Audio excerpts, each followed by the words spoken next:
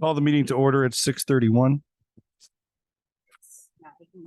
Stand for the Pledge of Allegiance. I pledge Allegiance to the flag of the United States of America and to the republic for which it stands, one nation, under God, indivisible, with liberty and justice for all. Roll call, please. Here. Here. Here. Present. Here. Present. Present.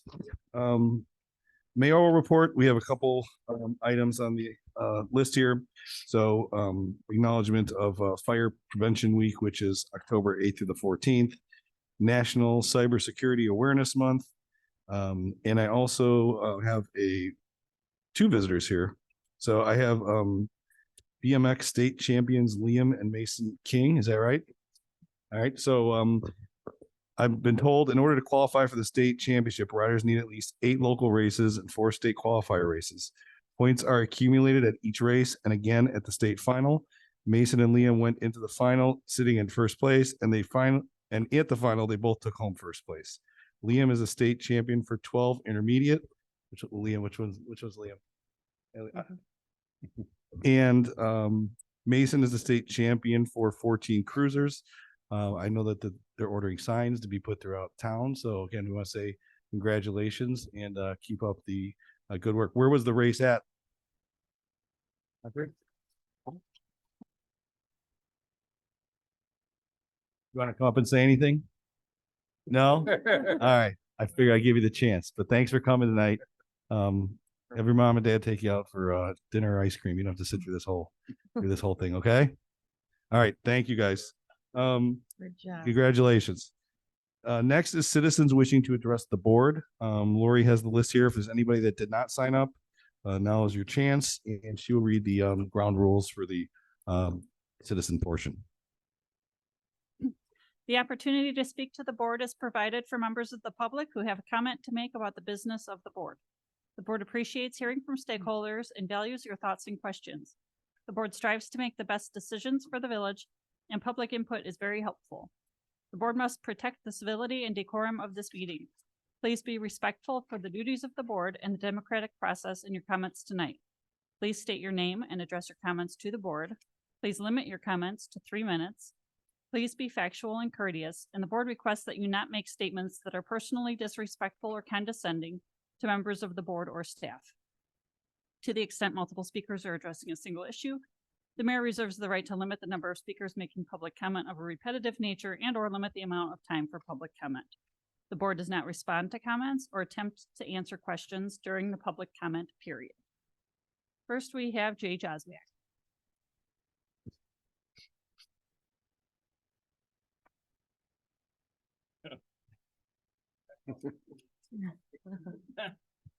Jay John.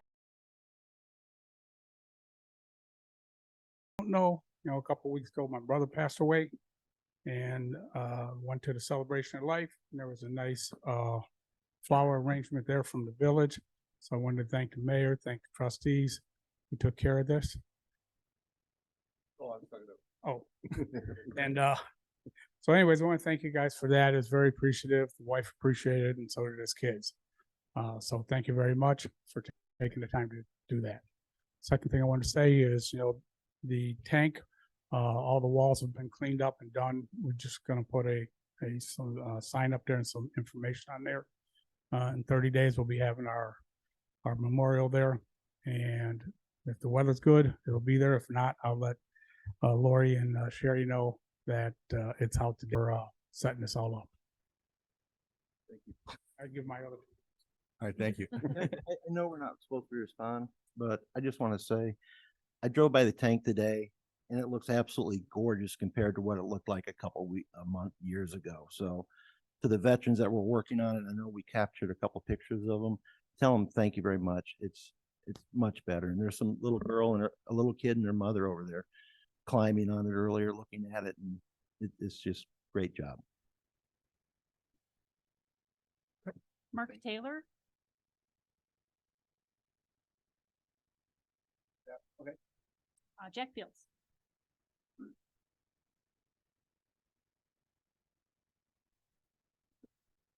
Jack Fields, 22554 West Lillian Place, Antioch, Illinois.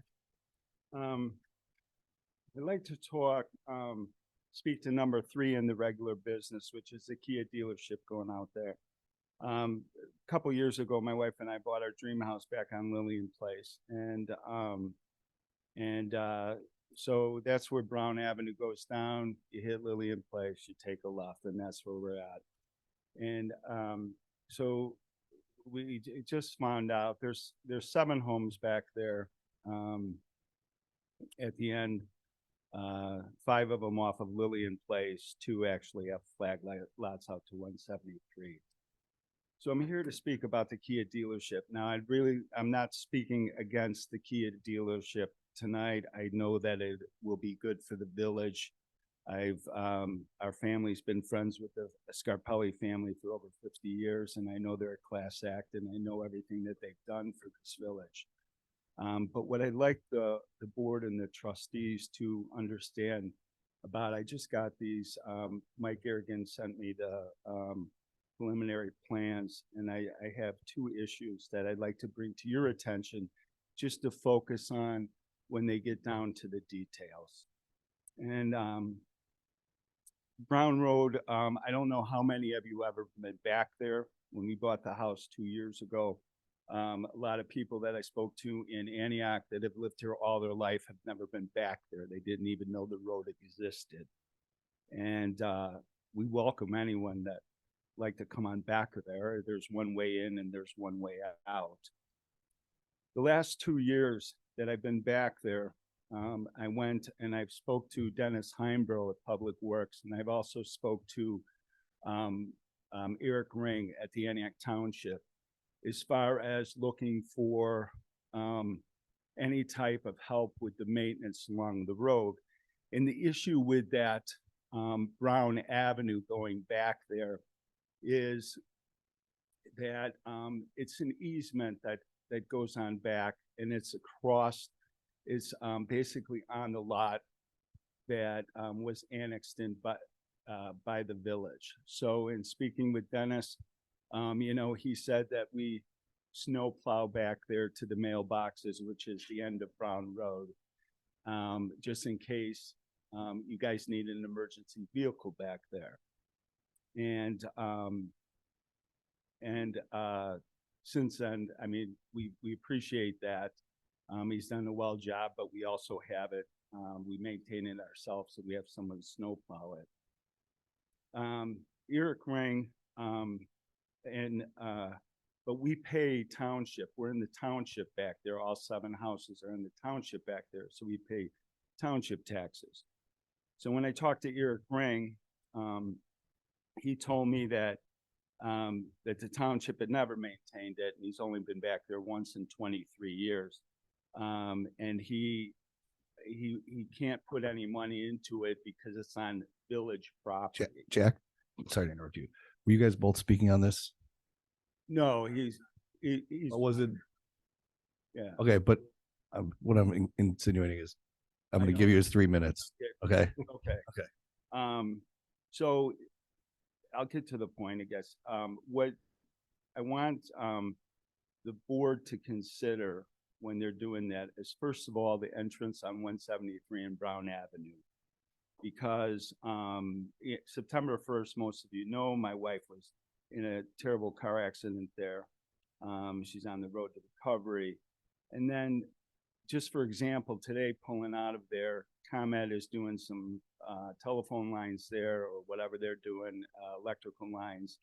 And 10 feet from that entranceway is a big road under construction sign that you couldn't see anything looking west coming out of there. And people have been, we've had neighbors that have been rear-ended going in there. It's where the 4 lanes come down to 2.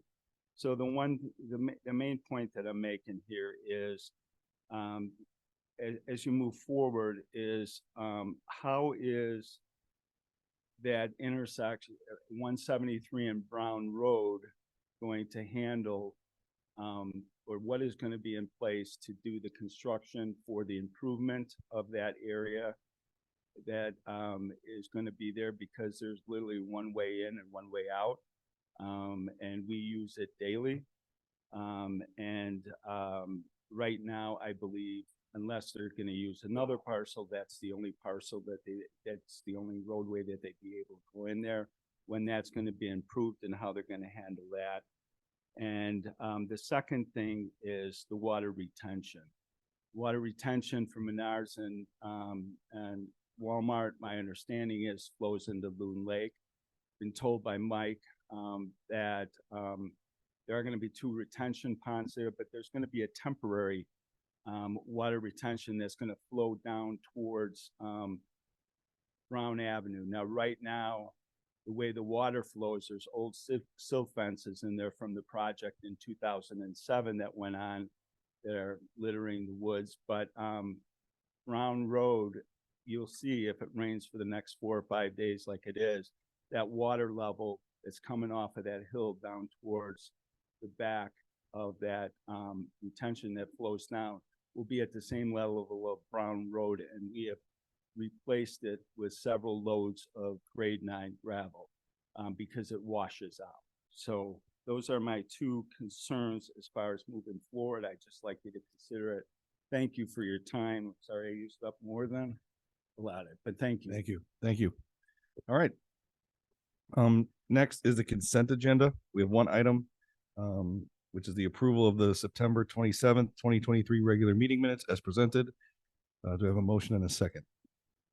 So moved. Motion trustee Peterson, Second. second trustee McNeil. Roll call, please. Berman, Sorry, I always mess up on this, but I did have something to say. Can I say something about this or no?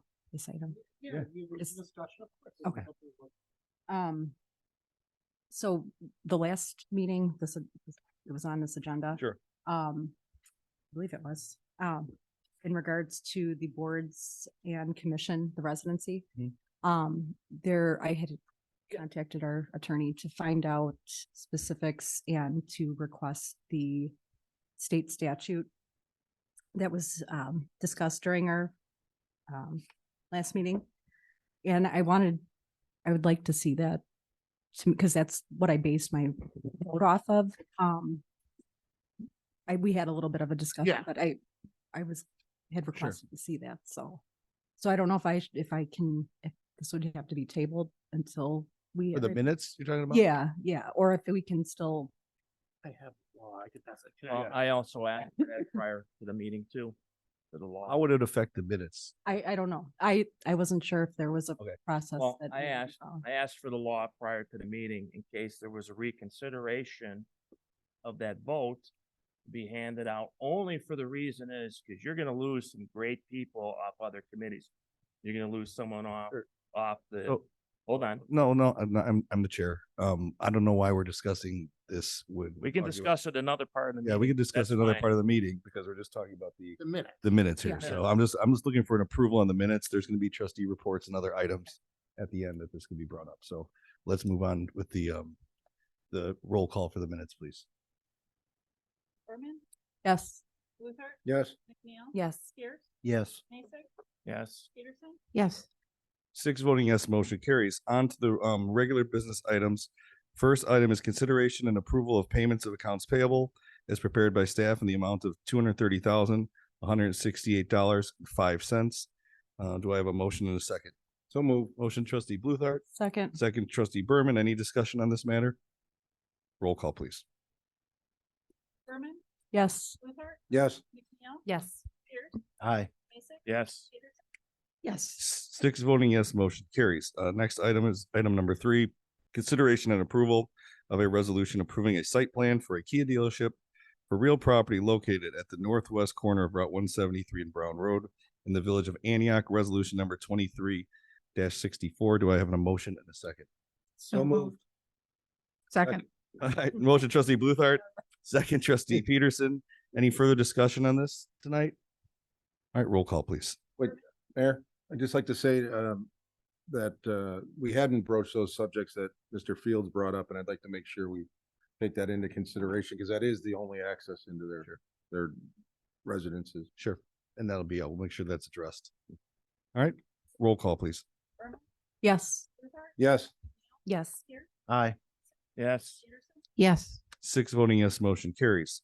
Item number 4, consideration and approval of a resolution accepting the GASB 67 and 68 actuarial valuation for fiscal year ended April 30th, 2023, and the tax levy actuarial valuation for the fiscal year ending April 30th, 2024 for the police pension fund, resolution number 23-65. Do I have a motion in a second? So moved. Trustee Second. Peterson, second trustee Berman. If there is discussion, I think Zeta's here if you want to present anything, and I believe the Kevin Kavanaugh from Lauterbach and Yes, is online. Kevin from Lauterbach and Amen. He is our actuary, and this is just an annual process for our valuation for the tax levy. So he has a presentation for you tonight. Thank you for the attention of the village board tonight. I'll kind of give a relatively brief presentation here, just walking through this year's actuarial valuation results for the police pension fund. Certainly, if anyone has any questions, please don't hesitate to interrupt, and I'll be sure to stop for questions at the end as well. So just a quick high-level summary. My name's Kevin Kavanaugh. I'm one of the actuaries at Lauterbach and Amen. Every year we produce technically 3 actuarial reports that ultimately get used by the village of Antioch. 2 of those are for the police pension fund, one being for funding purposes, aka the tax levy report, one being the GASB 6768 report that ends up in the village's audit, and the other is the GASB 7475 report, which is about the village's other post-employment benefits besides retirement. So I'll, without further ado, just jump into the results for this year. So you should kind of see it shown on your screen in front of you.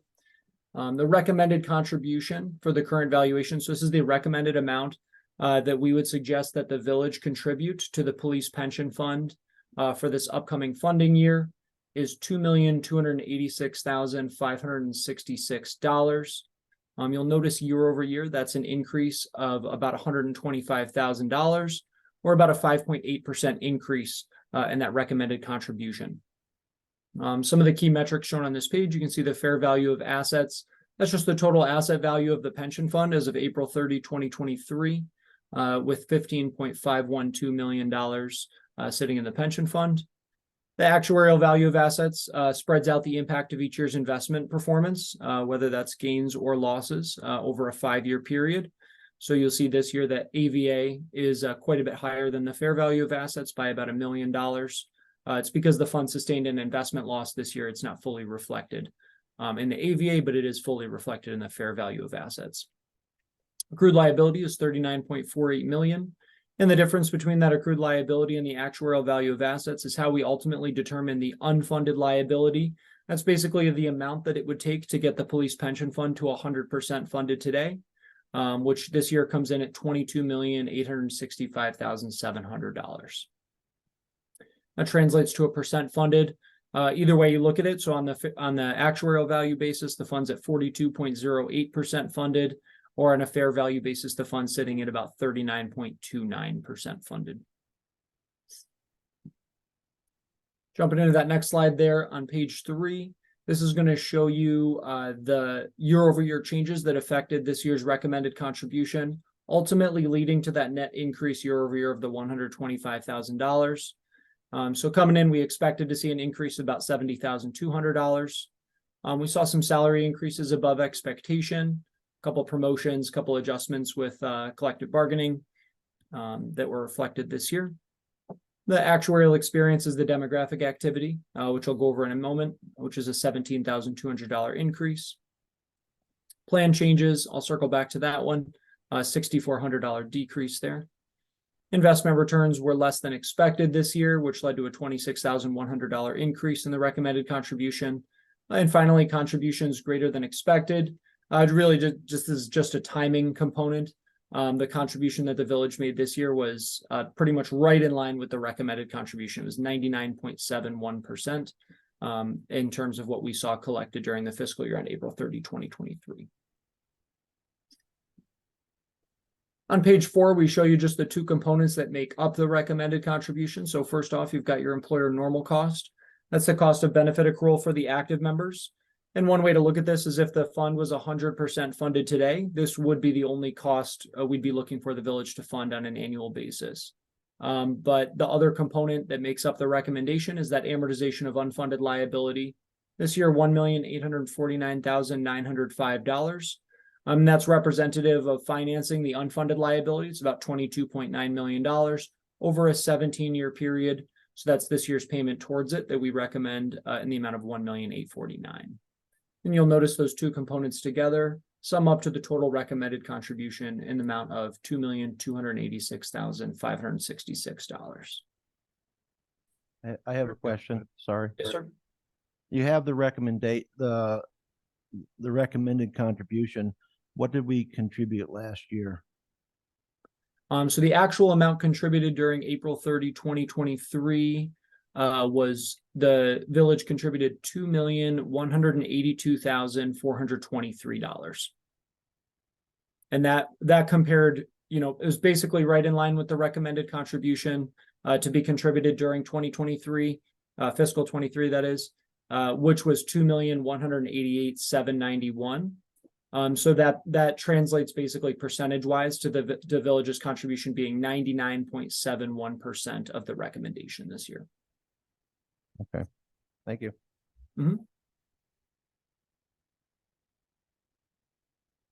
I'll kind of just pretty much gloss right over page 5 here. This is the demographic changes. Usually don't like to get too much in the weeds on this, but this is just showing you each individual demographic event that was experienced by the pension fund this year.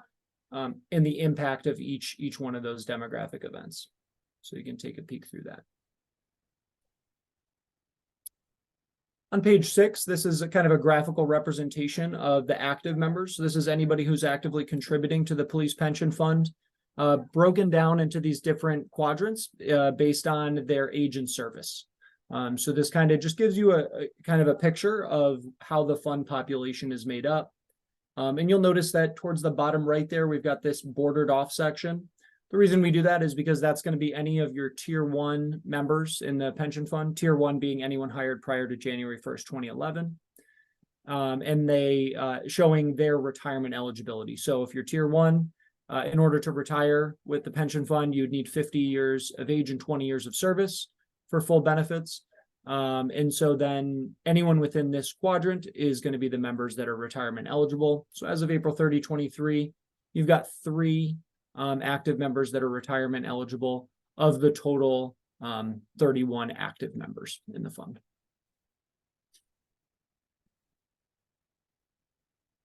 And on page 7, some more demographic info. So you've got 31 actives and 31 inactive members. So the fund is basically 50-50. In terms of the demographic makeup. Benefit payments paid out by the police pension fund last year was $1,697,300. And 10 years from now, we would expect that the police pension fund would be paying out on an annual basis about $2.92 million. So that represents about a 72% increase in benefit payments coming down the line in the next 10 years. Page 8 gets into there's a lot of text on page 8, but basically this is describing 2 plan changes. Overall, the net impact to the fund was relatively modest. These 2 changes together drove a $6,400 reduction to this year's recommended contribution. But just a high level summary here without getting too much in the weeds, is that this first provision is a new benefit granted to all police officers. Basically, prior to the enactment of this new piece of legislation, if you were a police officer and you were unmarried at retirement, so if you were not married, then you got married after you retired, then your surviving spouse was not eligible to collect benefits upon the officer's death.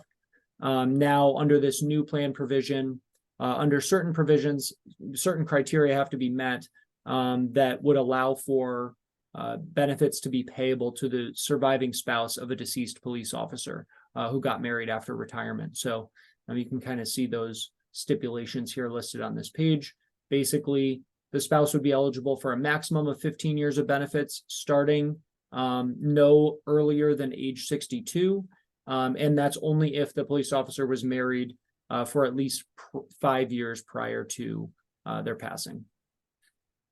And the second interpretation here is the second plan change, I should say, is a change in plan interpretation from the Illinois Department of Insurance about Tier 2 disability benefits. And so that's just a change that we reflected in this year's valuation as well. And as I mentioned, overall net impact of these two changes was a $6,400 reduction to this year's contribution. Page 9 is going to show you a breakdown in the change in the asset value of the pension fund for the fiscal year ended April 30, 23. So you started at May 1, 22. The fund had $14.382 million. You can see these different cash inflows and outflows listed on this page, ultimately leading to an asset value in the fund as of April 30, 23 at $15,512,900. And that translates to a rate of returns listed in the text box on the right was 2.04%, net of administrative expenses.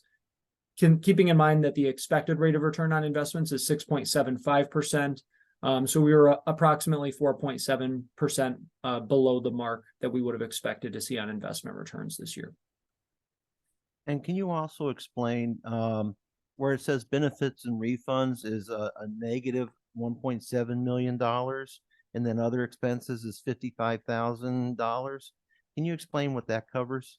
Yeah, yes, sir. So the benefits and refunds, that's going to be, explicit benefit payments made by the pension fund. So that's, think of any retirees collecting a benefit. So retired members, disabled members, surviving spouses, anyone who's actively receiving benefits from the police pension fund. So those are, members who are retired status. So that's what benefits and refunds represents.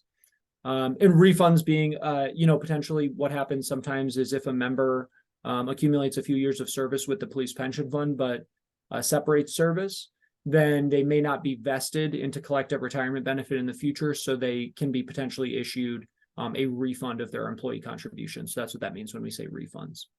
So even if we're putting in $2.1 million, we're also paying out $1.8 million. So we're only coming up with $300,000 that we're improving the fund when we put money in. If Yeah, investments aren't good. Yeah, there's a couple different ways schools of thought on that kind of topic about, funding. You obviously, it's always nice to be funding in more than what benefit payments are out.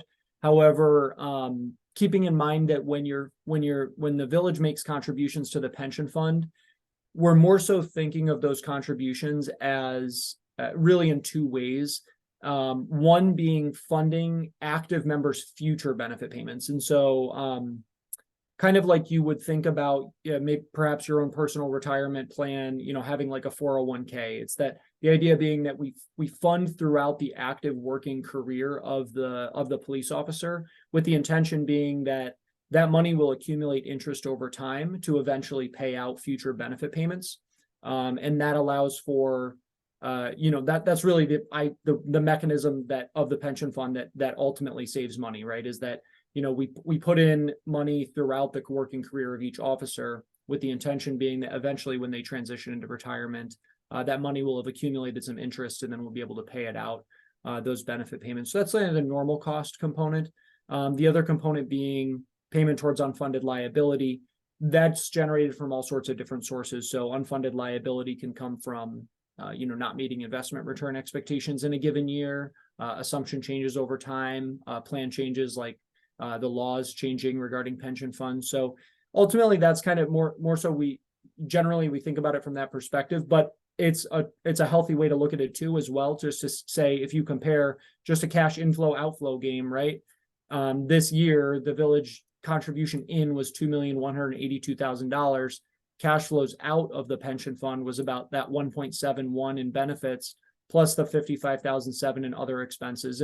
And by the way, the other expenses, that basically represents any administrative costs associated with running the pension fund. So accounting work, actuarial reporting, any potential, sometimes for disabled members, sending them to get annual medical evaluations. Some of those are generally the common expenses that are covered in that bucket. And you mentioned in that explanation the expected rate of return, and you said this year it was like 2% compared to 6.5% expected. Were there changes besides the fact the market skittered sideways all year that affected that? Did we change into different funds, or were we required to invest somewhere else? Yeah, so great question. So there was a change, an overall change actually that happened at the state level, requiring all pension funds in the state of Illinois that were assets used to be held locally by local investment professionals. That money was transitioned into what is referred to as the consolidated investment pool. So if we rewind back to April 30 of 2022, the police pension fund, those investments were managed locally by an investment advisor that was engaged and hired by the police pension fund in Antioch. Effective now this year, so I can't say the exact date for your pension fund off the top of my head, but sometime between April 30, 2022 and now April 30, 2023, the funds were consolidated into what's referred to as the Illinois Police Officers Pension Investment Fund. And so this has happened to every pension fund in downstate Illinois. So basically every municipality in Illinois except for Chicago. There's 2 funds now. And that did result in some changes to the investment allocation of the pension fund. Now, in the transitional time period, which is kind of where we're currently in right now, those funds are heavily indexed. So, invested in a lot of big index funds, like the S&P 500, for example, to maintain the current asset allocation. And the long-term expectation is that the consolidated investment fund will, invest those funds potentially a little bit more aggressively than they used to be in the past. So that happened at some point during this fiscal year end. I will say that the return of 2.04% is generally in line, if anything, actually potentially maybe even on the higher side of most pension funds we work with that operate on an April 30 fiscal year end basis. So, I think that's kind of the easiest comparison point as you look at other funds with the same time period, what was their investment performance? And I would say usually somewhere between right about 0% to 2% is kind of the range that we've seen. So I would say the Antioch Police Pension Fund was sort of on the upper end of returns that we have observed during fiscal year end April 30, 23. And just one more question, makes and I'll sense. let you continue so we can Yeah. finish the meeting tonight. How was if you know off the top of your head, how was our rate of return before we were forced to switch by the state to help cover the rest of the state? Yeah, so rate of return can be extremely volatile over time. In a big way, it's a function of market performance. Here's kind of I don't know if you guys can see this screen very well, but let me go ahead and share on this page here. So can you see that at all on your end? Not really. Which page is it? It's not in actually the presentation. This is an extract from the full version of the actuarial report, which is, our full 55-page report that I didn't want to, bore you guys with every single page of that report today. But basically what this tells you, and I'll just kind of spout off some of the numbers here in case you can't read it, is the returns over the last few years. So this year, you see the return that is quoted on the page in the presentation, 2.04% on a fair value basis. I think that's the best way to look at it for your question. Last year, for fiscal year on April 30, 22, the fund return was negative 6.10%. The year before that, fiscal 21, the fund actually returned 24.16%. Fiscal 2020, the fund had a negative 1.75% return. 2019 was 5.32, 2018, 3.54, 2017 was 6.29, and 2016 was 0.46%. So as you can see, there's a lot of volatility in those figures, and the low end being a negative 6.1% that the fund returned in 22, the high point being fiscal 21 with that 24.16% return. All right. Thank you. Thank you.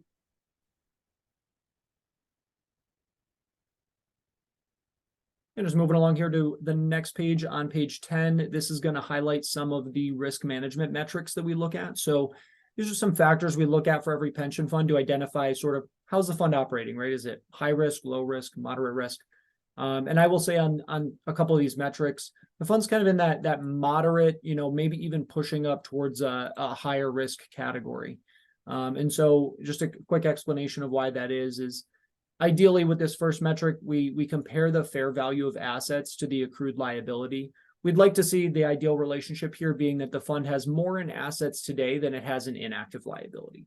Inactive liability, think like current retirees, disabled members, surviving spouses, anyone who's deferred, entitled to future benefits. Excuse me. So the fund has about $15.5 million compared to the inactive liability, which is about $29.6 million. So that represents about a $14.1 million shortfall. And really what that means in terms of like a takeaway from that is that it's really crucial for the future health of this pension fund to really see the full recommended contribution coming in, because each year that the village can kind of stomach and make that contribution at the full recommended level, it'll help to just chip away at some of that difference between the current asset value and then the inactive liability. So that's kind of the first metric we look at. Second metric is the ratio of benefit payments to fair value. So real simple number here. We just take how much is the fund paid out in benefit payments. So the numerator, the denominator of that fraction is what's the asset value of the fund. So that tells us each year how much is the fund paying out as a portion of its total value. And for your fund, it's 10.94% this year.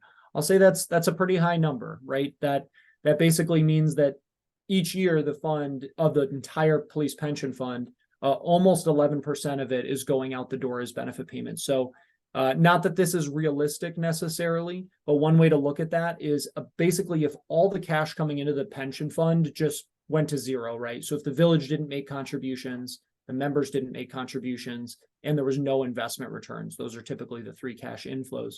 If that was all $0, but basically this fund would operate for the next 9 years. And then we would run dry the assets that have been accumulated so far.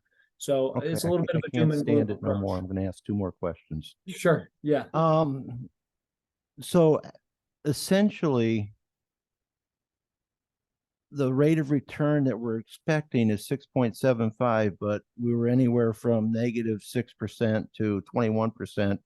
But if I read most of those numbers, they were in the 4 or 5% range that you gave, and we just had 2%, and the market's probably going to skitter sideways the next 10 years if I'm listening to the market people correctly, which nobody seems to know anything about the market.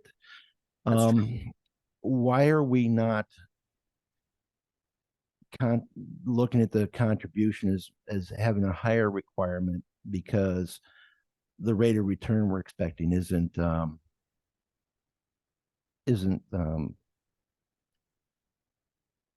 being actual. Yeah. So to speak. So yeah, a couple comments on that. It's a valid observation. You know, if we look at investment returns over the last 8 years, on average, what we've seen from the fund is a 4.24% investment return. A couple comments or thoughts on that is that when we talk about expected rates of return, it is important to remember that we think of this really over the course of an entire member's working career and retirement. So when we talk about what we expect the fund to return, we really look at, you know, a member, let's just say on average, you know, every member is going to be different, but on average, usually entering into the pension fund approximately age 25, retiring approximately age 55. So it's about 30 years that they'd be making contributions into the fund, and those assets would be accumulating, and the village would be funding for benefits on their behalf. And then ballpark, you know, receiving benefits from 55 to 85. So approximately another 30 years of benefit payments expected to be paid out by the fund. So when we think about expected rate of return on investments, we're really thinking like it's like a 60-year time window that we're projecting it for. It's easy to look at history and say, you know, here's the history of the fund's return, so why don't we set the expected rate of return going forward equal to the history? But as you know, you talk to any investment professional and they love to say, you know, past performance does not indicate what the future is going to hold. You know, that's the general tagline. Ultimately, some of the other key data points that we look at in setting the expected rate of return on investments is long-term assumption studies that are done by investment professionals. I'm an actuary, and so we aren't investment professionals by any means. We really defer to the opinion, primarily of the police pension board in setting this assumption of the 6.75% expected rate of return. I will say, the consolidated police pension fund that now holds, over $7 billion in assets of all these police and fire pension funds, well, police specifically funds, is they utilize an expected rate of return on investments for their fund of 6.8%. And they've come to the conclusion of that assumption based on all sorts of different studies done by actually 20 different big, huge players in the investment firm business throughout the country to come up with ultimately that assumption. On the fire side, it's actually even more aggressive. They use 7.125%. So taking into account all those variables, it kind of suggests to us that 6.75% is certainly not an unreasonable expected rate of return. But in light of your question, and I think it's certainly a valid one thing we can always look at each year is, well, what would the contribution look like if we were to assume a lower rate of return on investments each year? So right now we use the 6.75. And as you see in that exhibit towards the bottom, if that's big enough for you, is the recommended contribution, as we've talked about, is that 2,286,566.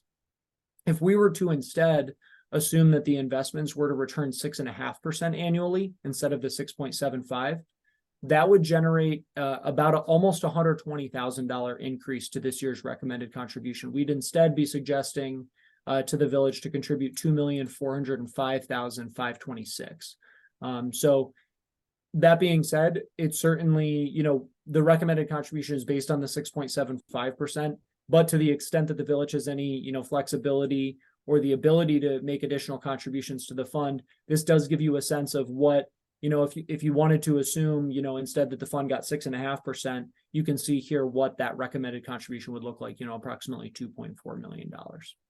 And is there a date specific we're supposed to be fully funded?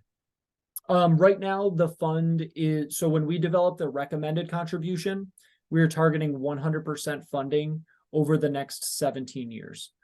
So essentially, we talk about, this is the 2023. And so we're targeting full funding by the year 2040 in developing. Isn't that a state requirement? Recommended contribution. State requirement is to be 90% funded by the year 2040. Okay. And there is a different basis for determining liability under the state minimum method versus the recommended contribution. And I'm just going to say something to the rest of the board. You all know, and I know you all agree with me, we have an obligation to ensure that our police officers are funded and taken care of. And it concerns me that I feel like we're kind of behind the 8 ball if we assumed higher numbers than can be. But I also know we can't afford to keep adding 125,000 to bump it up. But I know with my 401k, when I was young, I started off at like 3% contribution, but I set up an automatic increase every year. Now I'm contributing about 26%. So maybe we need to start thinking about what we can do to reach that 2040 goal and not just count on 90%, but 100% so our officers are taken care of. Just for people to be thinking about. Thank you, sir. Thank you.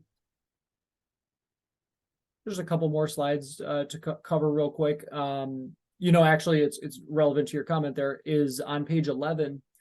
We give the breakdown of, it's referred to as the alternative contribution, but basically what this is if we were to calculate the contribution following state statutes for minimum funding policy parameters. So, like I said, the recommended contribution, is targeting 100% funded over the next 17 years.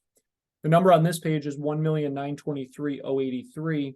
It's about $360,000 less than our recommendation. And the difference there is because on this page, this number is targeting the 90% funded over the next 17 years. So by 2040. So I think, in one sense, it just goes to show that, the village has historically funded this pension fund at the recommended contribution levels over the past several years. And staying the course there is, a very key part to maintaining the future's health and stability of the pension fund at the very least. And then, just one other comment on that is about more specifically about the investment returns.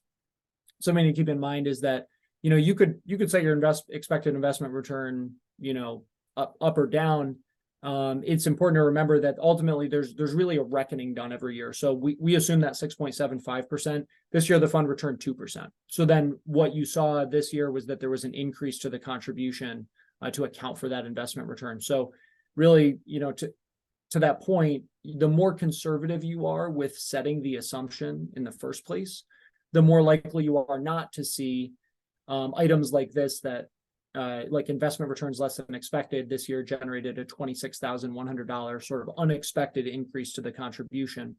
By setting the assumption lower, you'd be kind of more so planning for lower returns. So that would potentially reduce some of the volatility in the future on the recommended contribution. That being said, I take it, with a grain of salt because, of course, there's only so much money to go around. And I think we all understand that. And so, it's a lot to say, put in another 120,000 into the police pension fund. But that's what it would look like, based on that 6.5 instead of 675.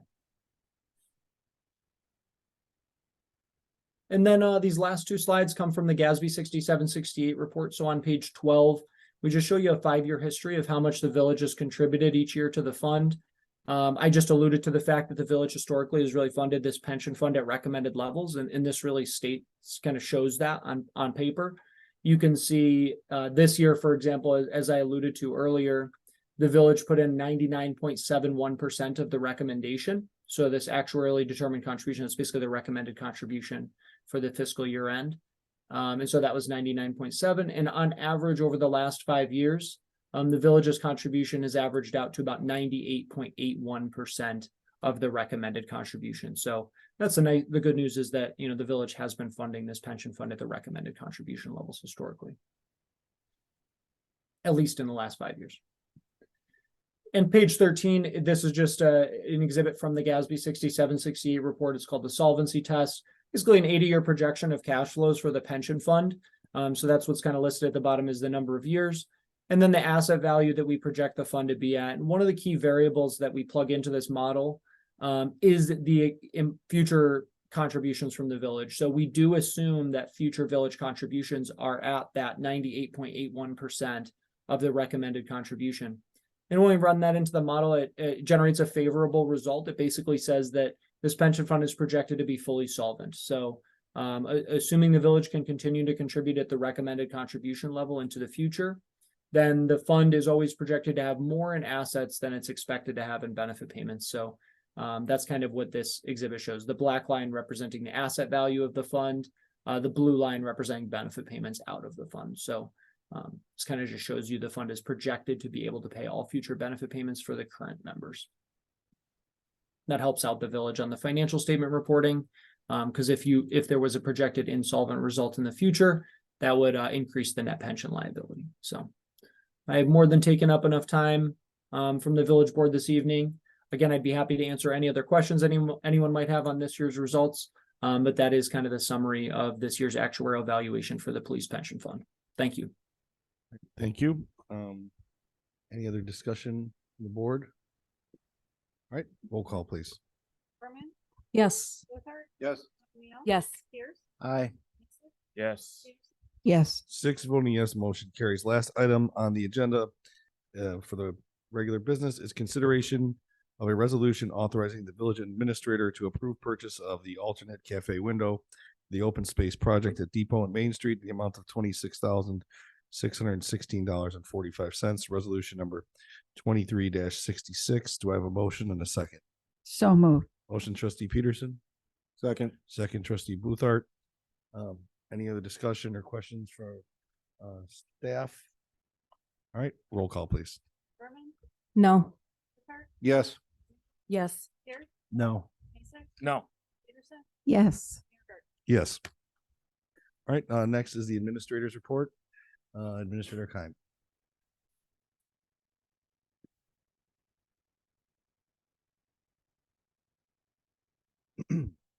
Thank you, Your Honor. So, Jim, pull up some of those pictures. I was asked to provide some visual aid for the construction project across the street.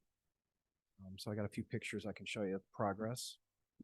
In general, over the last few weeks, the progress has been good. A lot of excavation happening and foundation work. So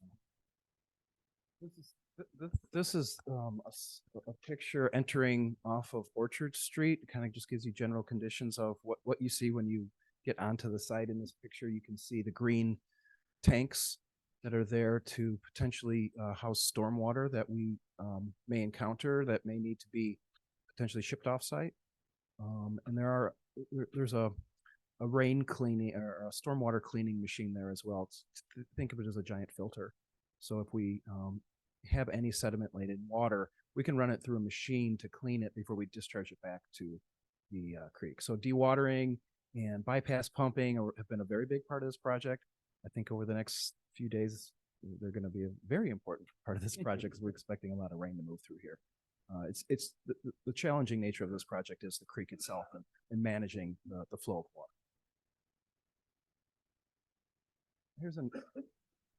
Here's another picture looking slightly northward.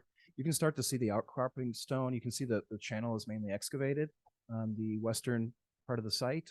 And you can see the application of some of the outcropping stones, which you can kind of see on Depot Street.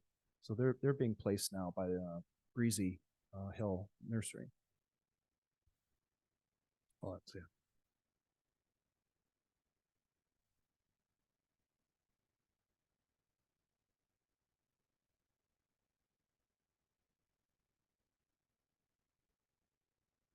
These are just general pictures. There's the old culvert that's coming in.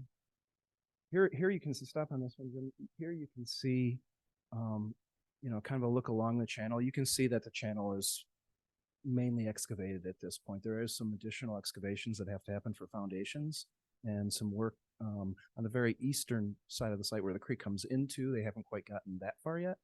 But just you can really start to see the topography of the site taking shape as they bring the site to subgrade. So, you see a lot of renderings of this in plan view and people think of it as a flat site. This site is anything but flat. It will have grade change.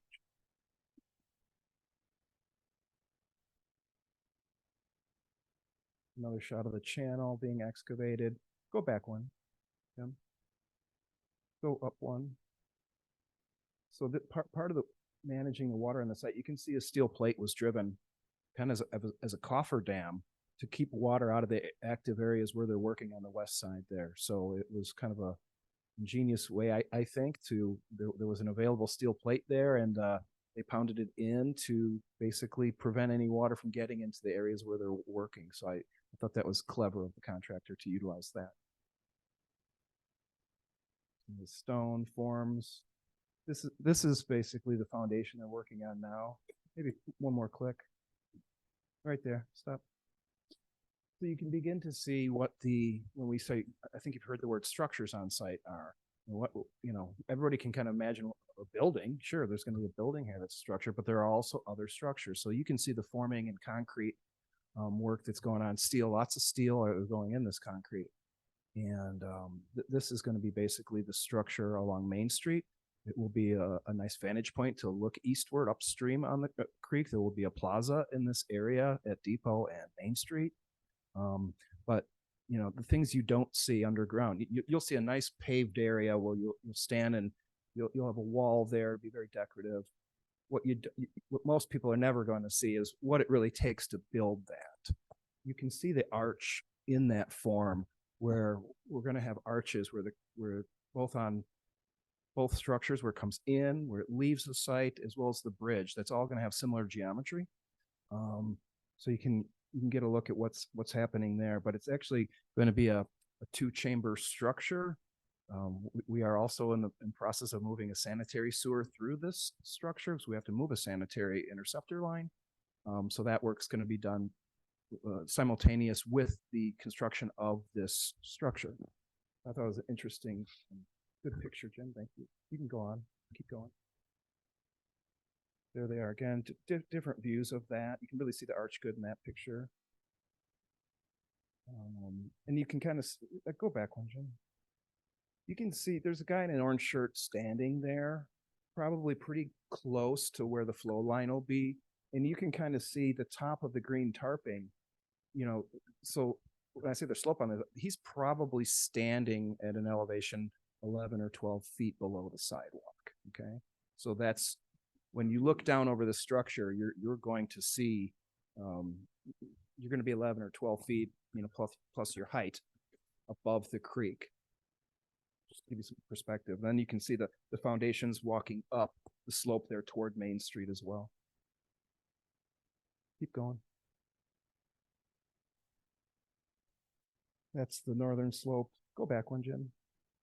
The northern slope, I will say, has been southern slope. The southern slope's being constructed there. It has been challenging. We encountered a fuel tank. It was an automobile or a truck fuel tank. But we are encountering a lot of materials that need to leave and go as special waste to Zion. More than we anticipated. I don't have it fully quantified yet. I will report back to you. But one of the challenges on this has been, it seems like soil conditions on this site change every 5 feet. Every scoop they take, we're hitting it. You got to remember, this was made land. That creek, it probably existed pretty close to where we're constructing it, because we are seeing some of the what we think is original cobble in the creek, which would have probably indicated we're moving the creek back to where it was when it was in its natural state. So whatever they chose to bring and fill and bring this site up and cover up this creek, was really anyone's guess. So part of the challenges recently have been dealing with the different soil types and different things we're encountering as we dig the excavations. Keep going. Go back one. You can see some piping there along the right side of that slide. That's where we're bypassing the creek. We've created a cofferdam upstream, and there are pumps set on the south side of Orchard. They're on floats, so when the stream flow comes up, we start moving. We call it creek to creek pumping. We're taking whatever water is coming into our site and pumping it completely around the construction zone to the best of our ability.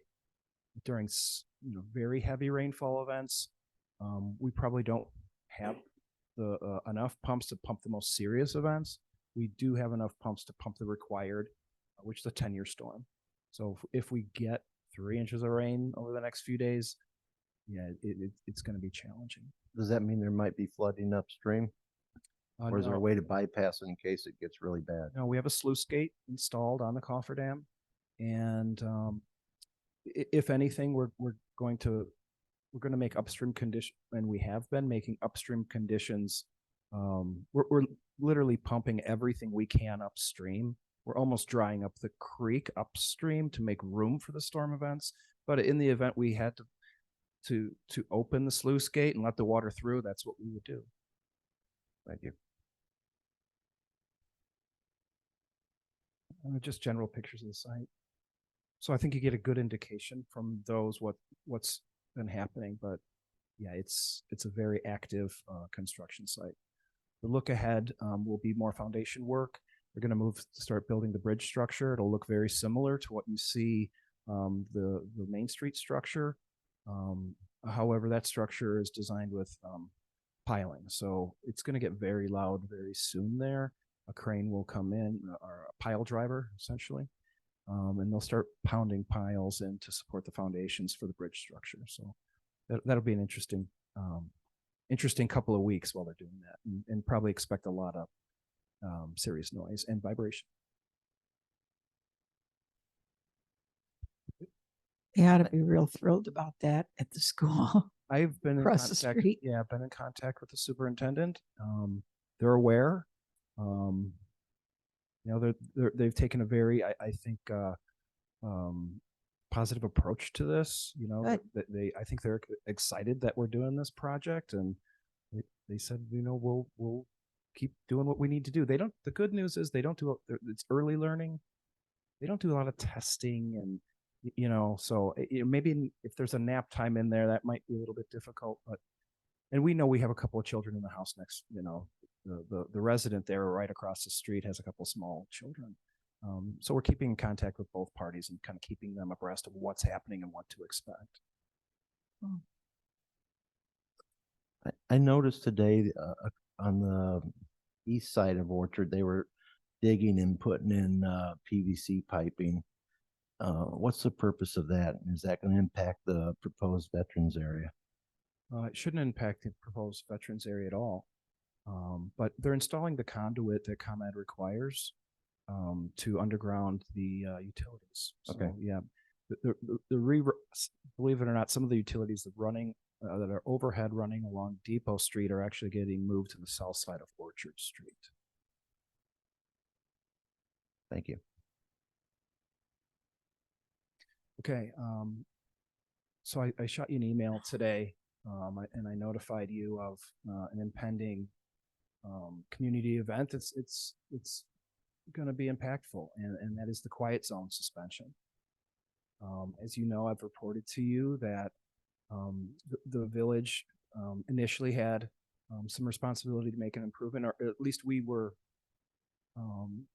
urged to make an improvement. And I think the good news is that the county has taken the lead on the North Avenue crossing that needs an improvement. But we were notified by the ICC that the quiet zone, they were serious when they sent that letter. They were given a 7 days notice, and today's 7 days. So we've been notified train horns are going to start blowing again. We do not know how long. We have messaging prepared. We are doing everything in our power as a village to comply with the quiet zone requirements.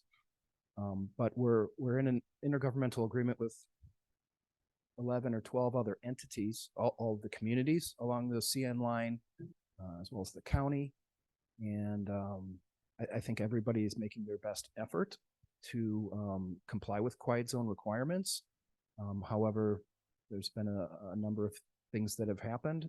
Initially, our sponsor community, who kind of leads the charge on all this at Buffalo Grove, they threw out the bids there late, and we ended up having a kind of scramble to what we were going to do on this. So I think we're in a good position. I guess we don't have to make an expenditure. We don't have a responsibility to do the improvement. County's going to do that for us, but it is bad news.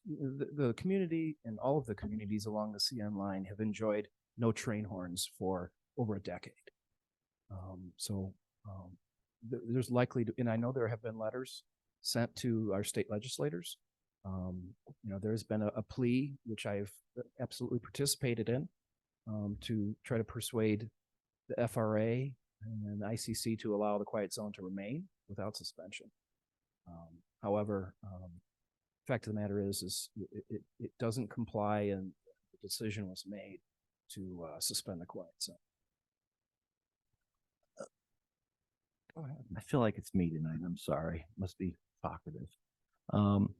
Have we notified the community yet, or is there a plan to notify the community, or are we just going to let them wake up the horns tonight?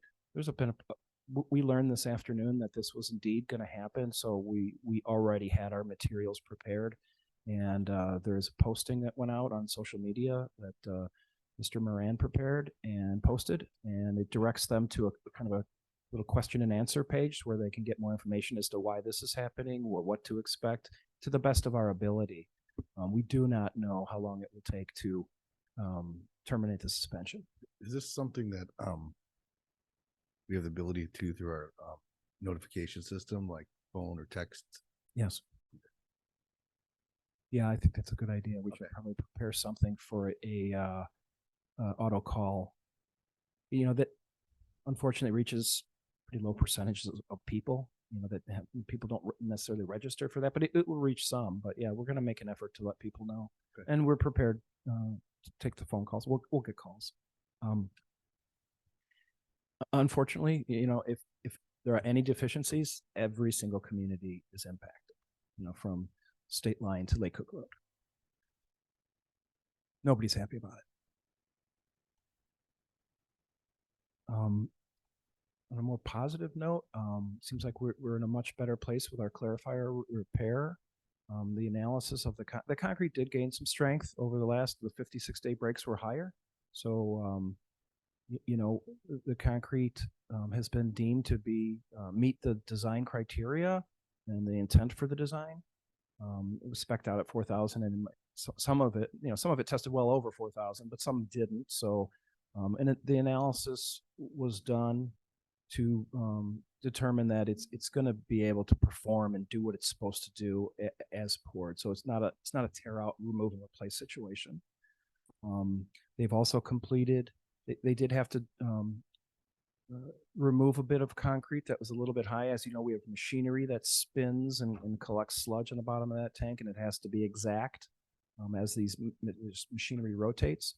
So they're doing that work now. I've been assured by David Henderson of JJ Henderson that work will continue, and they're going to make every effort to get that done in the next few weeks. The next step will be putting a grout layer on that slab.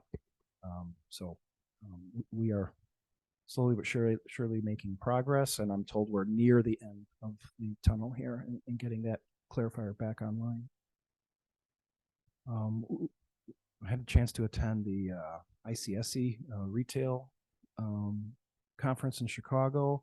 The mayor joined us, and Mark Searle also joined, and I'm just happy to report we made a lot of good contacts. We talked to a lot of people. We handed out a lot of brochures, and we got some positive feedback from brokers, from real estate people, from developers, and from companies themselves. There are people that are interested that, sometimes they say, we don't want to talk to you, forget about it, but that didn't happen yesterday. I thought we had a really good conference. And I just want you to know that we're out, selling the village and trying to bring more of the retail and or dining amenities or other amenities that I think people want to see here. So I know there was a post on Facebook today about Wendy. Where's our Wendy? How come we can't have a Wendy's? And there were 150 or so comments. It seems like people really want a Wendy's around here. So, we're going to show that to Wendy's and say, look at all the people that want to see you here. See if we can't get franchisees. There was one about Target earlier in the day too. Yeah. So I just want you to know that, we see these things and we do try to do something about it and try to do economic development. Oh, I've attended a number of meetings. I think one of the more significant ones was we had a meeting with District 34 about the status of the old schoolhouse. We talked about that at a meeting, seems like months ago. But we made it clear to the board that the village's position after hearing your input is we want to see that structure stay. We think it's something that would obviously be a candidate for a landmark. And the school district was very open. I forgot the school board member's name. But Mary Beth was there, and we had, I think, just a very positive discussion about the status of that building, and the school and the district is now going in a facilities planning mode, and they're trying to figure out what the future of their facilities, existing facilities, potential facilities, they're going into that program right now. So over the next 6, they haven't committed to anything, but I think they heard us loud and clear that we are certainly interested to preserve that structure and see this historical society perhaps stay there on a long-term basis as a museum. But the district needs to go through their process to determine what is best for their district. But at least we had a nice conversation about it. So, And then obviously we've been keeping the historical society on the same page, right? With everything that's yes, yeah, we did report back and said, hey, I think they're in a holding pattern until the district completes their facility planning process, and I think we'll know more at that point. So, wanted to let you know about that. I tell you about every single meeting I went to, but I don't think you want to hear about every meeting I've gone to. But I'd be happy to take any questions that the board may have.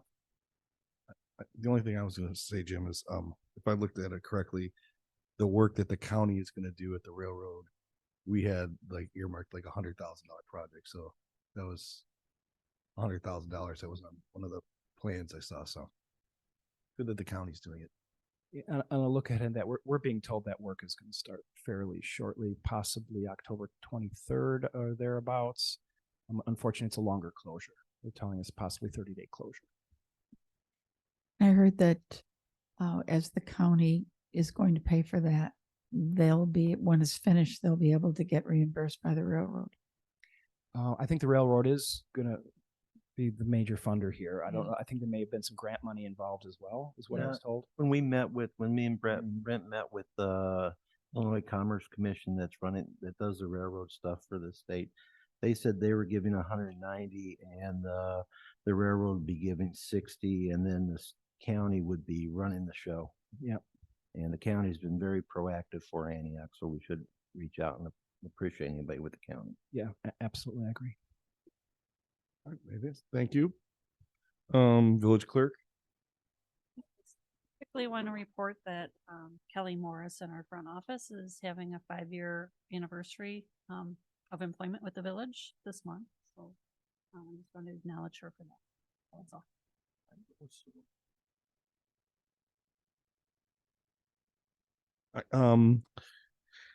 Next, department reports. Michael, community developments.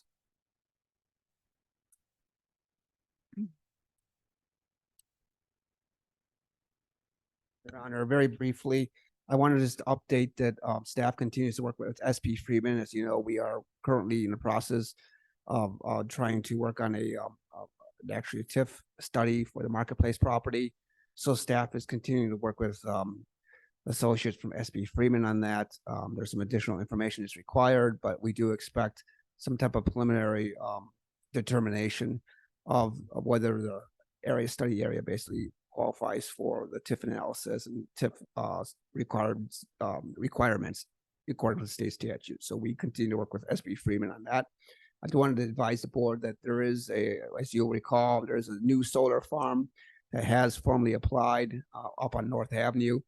They're scheduled for a public hearing at the Planning Commission on November 1st. I do anticipate that they will be coming before the board sometime in either the end of November or early part of December. With respect to some of the board's concerns with regards to code enforcement, I wanted to advise the board that we will bring in a proposed amendment to our village sign ordinance to try to address some of the concerns that the board articulated about flapper signs. We've been working with the police department and our code enforcement to try to enforce that a little more restrictive. And we've talked to numerous businesses throughout the village addressing some of the violations of signage, specifically some of the flapper signage. So we'll bring a new proposed amendment, perhaps being a little more restrictive on how we regulate that.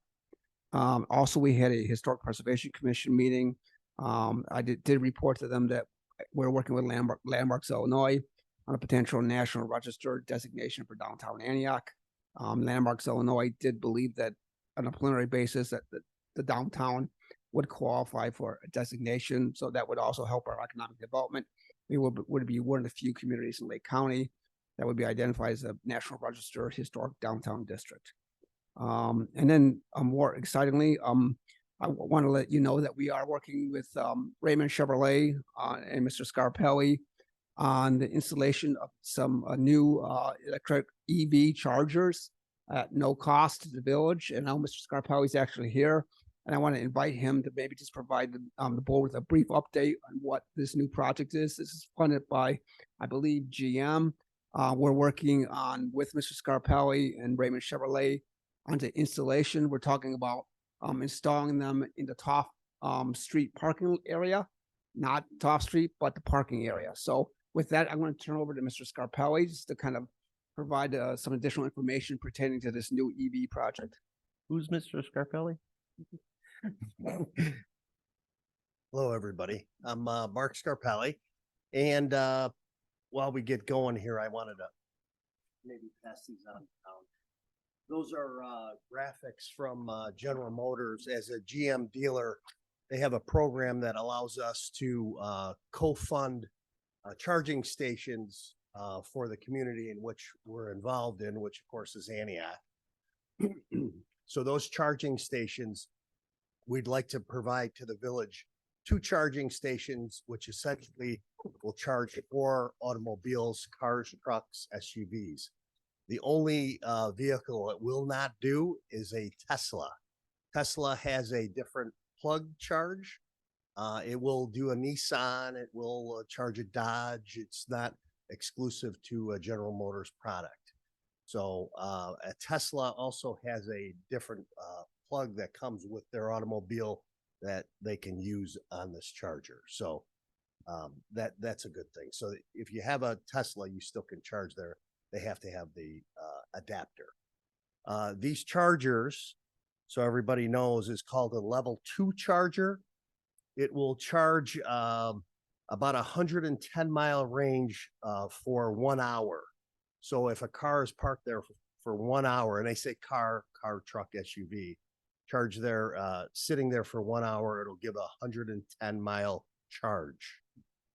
I mentioned it has 2 chargers, and as far as the cost of the chargers and providing them to the village, we would love to be able to do that for the village. So I guess also there are ways for the village to limit charging times, so you make sure it's a fair and even charge, and there's not people that are there for days, or and there also is a way that you can, I'm not suggesting this, to monetize it. If you choose to charge, you can do that. I think the perspective was not to charge. It would be a service if you lived in the village at no charge, but that's up to the village, of course. So if you have any questions, we would love to provide them to the village. Are these like voltage that you can sell advertising on it? There is a place on top of that charger that would say sponsored by, and it would say sponsored by Raymond Chevrolet. That would be about the extent of it. It would show up on a Facebook page, I'm sure, of ours, or something else, but. And these will show up on, I'm sure, everybody's map too, which is a good thing. Exactly. People don't understand. Yep, they'll be found. Yeah. Yes. And just to help you out, I do know you just got a 24 Silverado EV 4-wheel drive Right. truck in. It's around 83K. Looked Yeah. like a good deal, so people should run on down there. Well, we're going to be prepared for the future. Yeah. All right, anything else? Any other questions? Thank you, Mark. Okay. Thank you. Thank you. And then one thing Michael was going to add, Michael and I, a couple others had a good discussion with a hotel group that we had made contact with at ICSC. And one of the things I heard from them and heard again yesterday was we really need to do what's called a feasibility study. So I know Michael's looking into that. So that's something that will be coming before the board. All right. Zeta, finance. Thank you, Mayor, and good evening, Board. Tonight, I got a couple of things I want to go through. Number one, I am working on the audit draft. I finally got the audit draft, and I'm happy to report that the management letter that will come to you will report that the Village of Antioch did not have any findings on their audit. So you had a perfect audit. The only thing we have coming up at the end of this year is the new challenges that GASB is bringing. I think I have like 5 implementations on the GASB. Also, we're starting our budget process.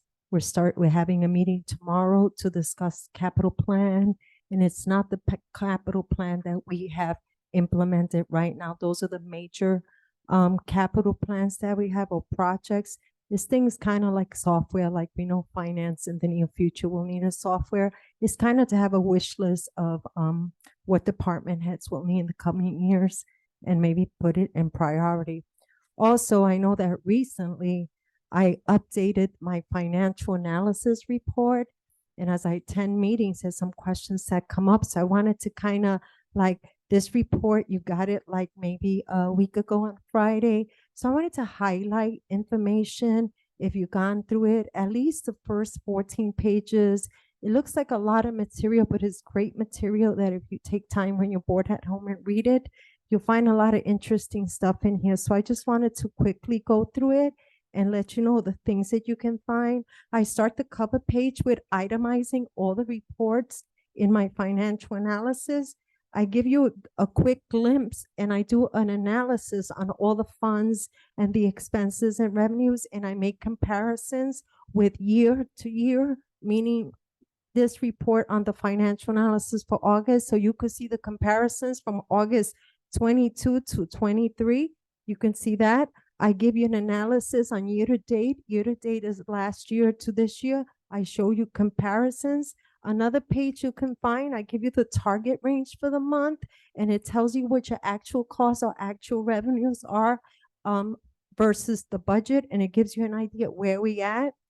I also give you the treasurer's report, and it looks like this. And I worked on putting the available cash, the reserves, for you to look at every cash account for all the funds the village has. The village has 15 operating funds, and those are the funds that we use to operate. The other ones are just fiduciary funds. So in here, you still have those, but we're more concerned about the operating funds. So I give you information to show you what's the cash that's liquid, that's available, and what is the reserve.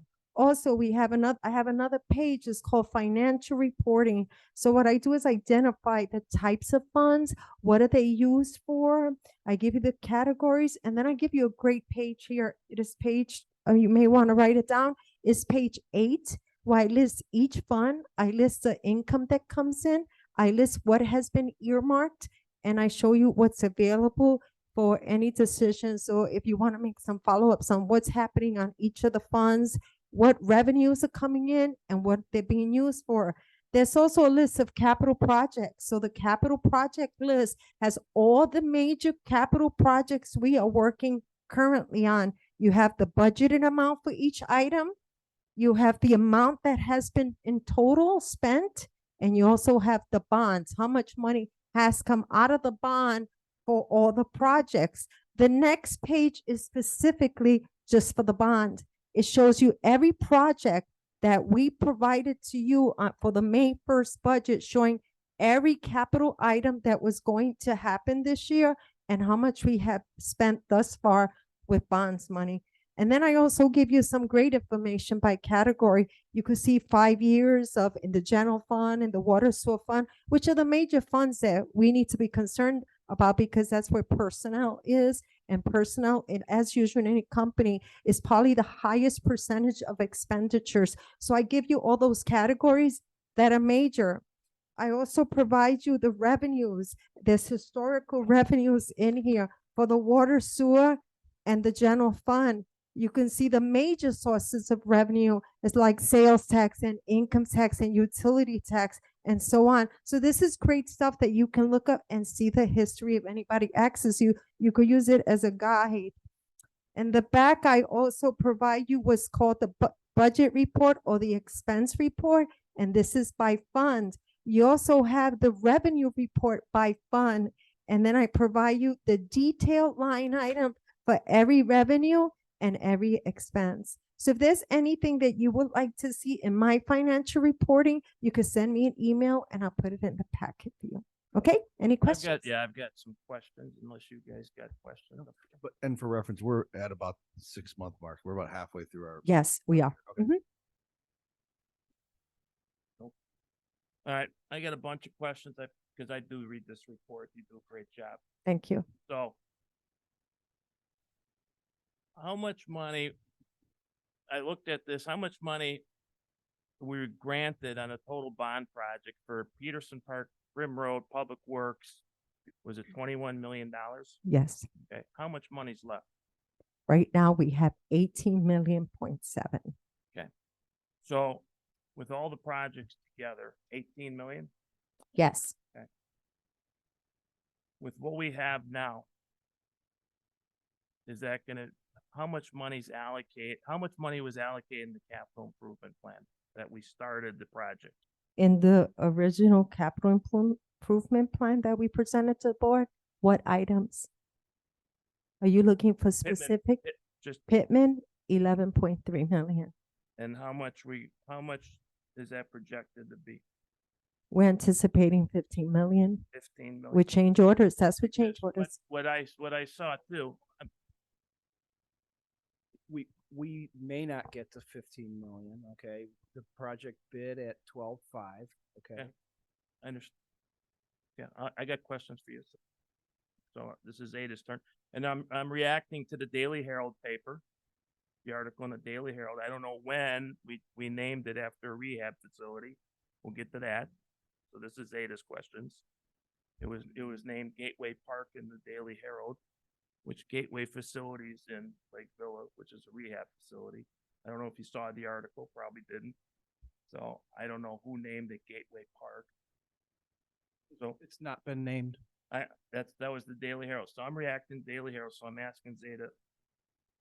Nobody interrupted Trustee Pierce when he asked his questions. So hopefully you're not going to interrupt me in these questions. Spent a lot of time going. Well, through this. let's, staff, let's have a more civil tone with the staff. I'm being civil. Okay, Yeah, very that's subjective, but Okay. okay. So out of the money that we spent, is in the money, the cameras, the gazebo, any outside cost out of that 13 million? I didn't, The contract, as Jim said, was 12.5 million is for the construction of the park. Anything else, the gazebo is additional. Okay. And we already paid half of it. so the bonds we have, 'cause we just got an email today on the bond money that didn't go through. Do we have enough money to complete Grim Road, Public Works? What am I missing? The new, Village Hall. We're anticipating, we're gonna have to review that week long. so we're gonna be broke. We Not don't- we broke, don't- but Well, not broke, gotta but make we don't have decisions. enough money for all these Yes. projects. So which projects are we not gonna be able to do? We're gonna be able to do one project. We lost the bond money for one project, so I'm confused on that email we got today. So, let me clarify a little bit. So not bond money. It's, we applied for a grant for the Grant. public Grant. work. Yeah, grant, Grant. okay. Grant. And so, also as part of this, I think Lori requested that we are going to do a meeting, whether it's a special meeting or whatever with the board to look at the capital projects, the funding of those projects, prioritize the ones, Yes. that we have the money for. Obviously, the park is in progress. The public works has been promised to them. I'm just putting what I would say in order of importance, and Grim Road.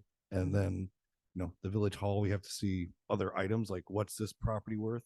But, do I think that we're gonna get a new village hall with a new meeting hall right away? No, I'm just Yeah. concerned because we buy property, give an example, and we get life safety property, Peterson on 59.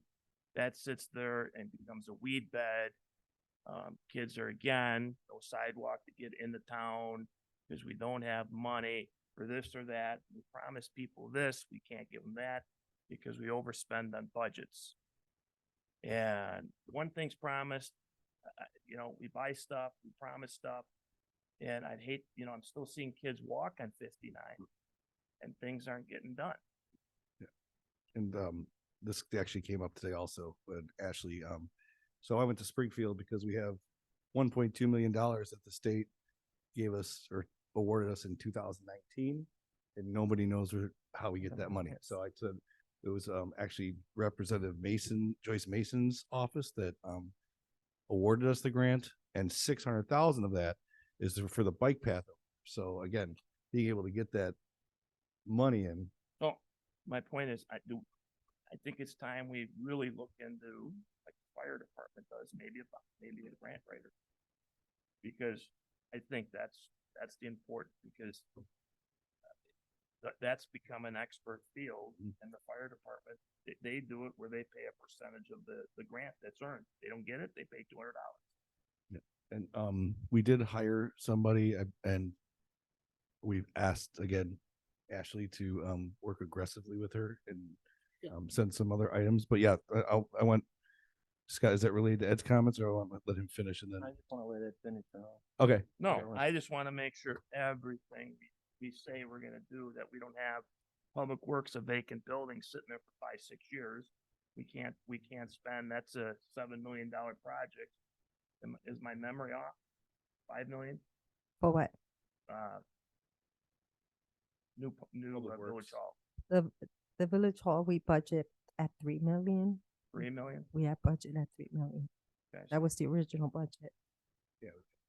So as long as we're on budget for everything, that's my concern I have, that we're spending money because we got our focus on one area, this park, and we're losing focus of Public Works because they need to move. And how much is that building? Are we gonna be over budget on that? 'Cause Yes, it's my understanding. Yes, it is going to be over budget.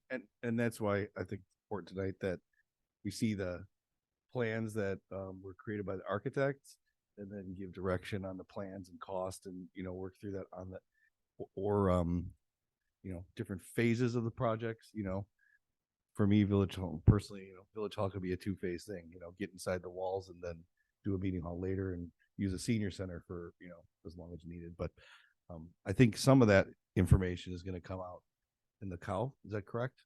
Okay. All right. Any other questions? I just wanted to follow up on what Trustee Masek is saying.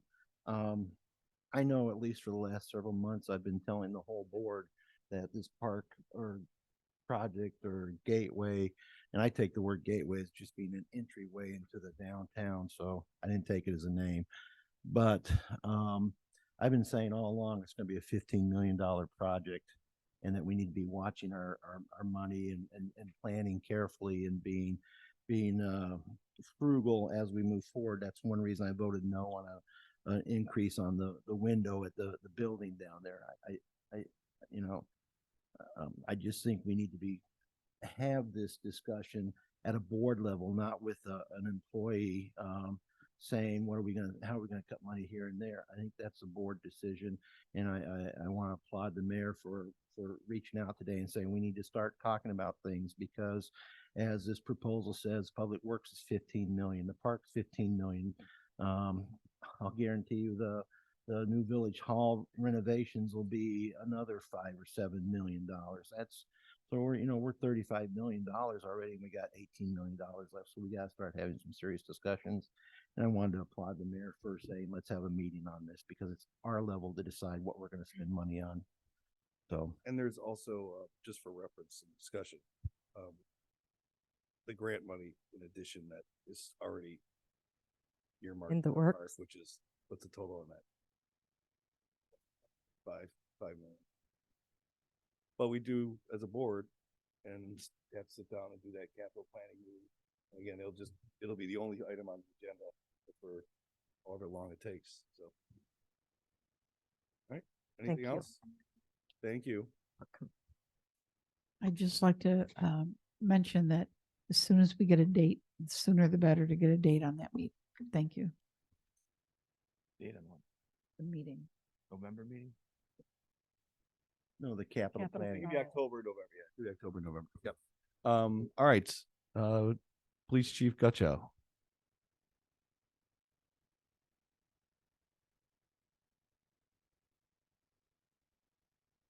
Good evening. Just a couple of quick things. Just want to let the board know that with the recent lifting of the Safety Act stay, our department continues to navigate some system-wide changes that are forcing us to adapt our operations a little bit. Fortunately, we were very proactive internally on preparing our staff and our department for the transition. And really the only bumps in the road that we've hit along the way are obstacles that are as a result of external changes in other entities' operations, primarily the state's attorney's office, the courts, and the county jail. They tend to be lagging a little bit behind in their proactivity with some of these changes. Obviously, the bigger the organization, the harder it is to turn the ship a little bit. But things are going surprisingly well so far from the operational implementation of the Safety Act. We've talked a number of times during our board meetings over the last couple of years about the workload assessment that the department continues to monitor to keep an eye on the workload of the patrol officers. There's a lot of research that has been done out there that the optimal target rate that we should strike is a 35-65% balance between the obligated and the unobligated time of our officers, meaning that we would anticipate them to be busy around 65% of the time, leaving 35% of their time available for proactive measures, such as sitting in neighborhoods, doing traffic enforcement, extra neighborhood patrols, business checks, those sort of initiatives. Over the last couple of years, I've had nothing but bad news to report to the board, primarily due to staffing levels that kind of mirror what we're seeing statewide in law enforcement. And we've tracked historically over the last 2 years at about a 20-80 split. With our three newest hires having completed their field training and being released to solo patrol about a month ago, we've finally documented our first significant shift in a positive direction in this workload assessment. So that tells us that increasing and bringing our staff closer to where it needs to be is improving the services that we're able to provide the community. So this last month, our overall department average hit a 2971 balance. The recent adjustments to our midnight shift actually allowed them to strike the target workload distribution of 3664. So we're very close. As we continue to move towards our authorized staffing levels, we figure that those numbers should level out on the other two shifts as well. And we're hopeful that in time that we'll be right on target with where we want to be. Just the board is aware, we continue to move forward with our discussions with District 34 toward implementing a district-wide school resource officer. The superintendent and I are currently in the process of developing an IGA on the matter. It's back and forth between discussions with our respective legal teams. We both hope to be able to bring it to our respective boards for a first look either later this month or early next month. We received some positive news also that our IDOT permits for our 5 flock cameras have been approved. That's a big hurdle for us to overcome. We're still waiting on some documents to be sent to us by IDOT, which need to be completed before we're able to move towards the next step. We have to move towards our installation of these license plate readers. Unfortunately, I was able to have a meeting a couple weeks back with Illinois Senator Mary Edley Allen, who, upon hearing of this long-term delays that we've been experiencing, made some calls within her contacts at IDOT and accelerated our application process. So I just want to acknowledge her for her help and support in moving that forward for our community. Our department shop with the cop event has been scheduled for the evening of Tuesday, December 19th. Once again, Mr. Scarpelli and the Raymond Chevrolet organization generously agreed to partner with the police department as our financial sponsor for the event. They've continued to open their doors to their dealership to host the event at the building. Some additional details will be forthcoming as the plans are firmed up, but I wanted to allow you all to have some time to place it on your calendars. If you've never attended the event, I would really encourage you to do so. It's truly a magical experience to be able to see our officers and our community come together in such a touching fashion. Over the last month, we were able to expand our elderly services outreach a little bit. One of our officers is a certified elderly services officer, was able to provide 3 seminars to some of our area elderly residents on how not to become victims of fraud, scams, and other financial crimes that unfortunately target the older populations within our community. So we're grateful for his help in helping educate our elderly from stakeholders. Letters were sent out this week to all of our retail liquor license holders seeking their cooperation and ensuring that we work collaboratively to prevent liquor sales to underage individuals as we enter the homecoming and holiday season. Business owners were advised that the PD would be conducting undercover compliance checks throughout the next several months and were informed of the potential significant consequences of not following appropriate underage sale prevention strategies. Once we've completed those compliance checks, I will report back to the board and let them know the results of that. As in recent years, our detectives will be beginning their October home visits of all the village's registered sex offenders as we approach the Halloween to ensure compliance as our children go into the neighborhoods for trick-or-treating. Make sure that they're well aware of any restrictions that are in place related to their registrations. The PD is assigning bicycle patrols and community service officers to assist at our mid-block crossings during our upcoming Treat the Streets event to ensure that it's safe and enjoyable for all. We're also going to be working on setting up a table in front of Village Hall for some of our team to hand out candy for the event in a effort to further interact with our community in a positive way. And I just want to let the board know, as I'm sure you're aware, the Antioch Community High School Homecoming Parade is scheduled for tomorrow evening. We have some potential bad weather headed our way. Our staff, the FD and Antioch community staff, are monitoring weather forecasts. The fire department is running new weather models, and any decisions about cancellation of the parade itself are expected to be made by 9 a.m. tomorrow morning. So if it is canceled, we are prepared to message that both internally to you as elected officials, but also to our community. Unless anybody has any questions, that concludes my report. I want to add 2 things, one good, one bad. I can't remember if last time you let the board know that the Lions Club voted and agreed to pay for the whole cost of the dog. That's correct. So as we've talked about, the PD is seeking to purchase a emotional support animal therapy dog for our community and for our employees. The gracious donation of the Lions Club membership has agreed to fund that program in full. With their generous donation, will cover the cost of purchase and care and welfare of the animal for the first year. I know that their financial committee is having some discussions about the future funding of that program, so we should be able to move forward with that with a zero impact to our budget. And it's Candy Day this weekend, so make sure you give some extra money, okay? And then also, on a bad note, I want to call this out publicly and let me know if this is still going on.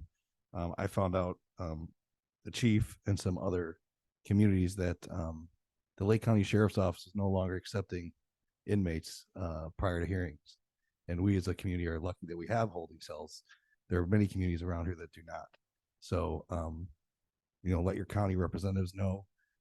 Us as mayors need to let the county know that that's unacceptable. Is that still happening? Yes, the sheriff actually attended the Lake County Chiefs of Police Association meeting yesterday to provide her perspective. His argument in favor of the operational decision is they're struggling with staffing in the jail, just like every other law enforcement entity in the state is.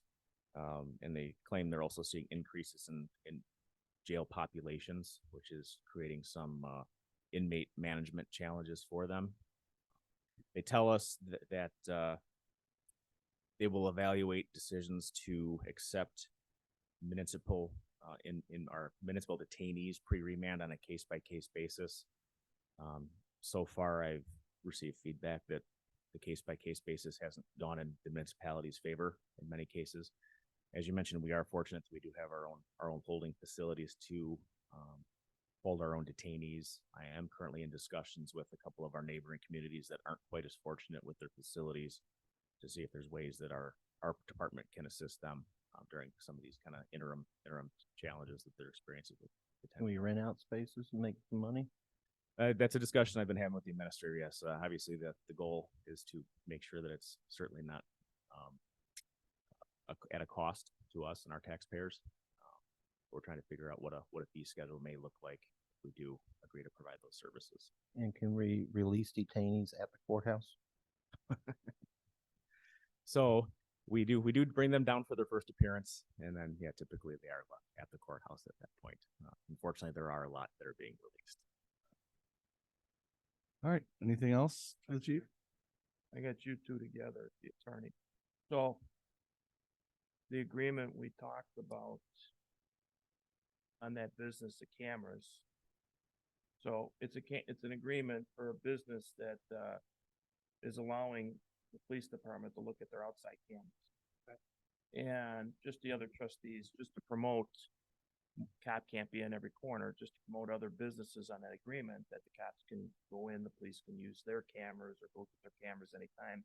This is some type of agreement that they can look at their cameras if the situation were to occur, that they have permission to come in and look at their cameras. I think it's a great program for especially Main Street people, where if something happened Main Street, we have a program in place saying, we look at your outside cameras. And we don't have to ask permission. They already gave us permission by an agreement. I apologize to the attorney. Haven't had yet to speak. He hasn't had that. It just came to my attention. I'm plopping this on the lap. Oh, I'm plopping this on the lap because I think it's a great idea that it's keeping our Main Street, our business district a little safer. And we put these agreements in place before, and the businesses might say, that's a great idea. Mr. Chair, if I may, I very much look forward to working with the police chief on after we discuss this initially on this matter. Yeah. Honestly, that would help the security and safety of any of the village residents, even especially downtown, as the trustee mentioned, would obviously be in everybody's best interest. We worked on this in a case-by-case basis, trustee, Right.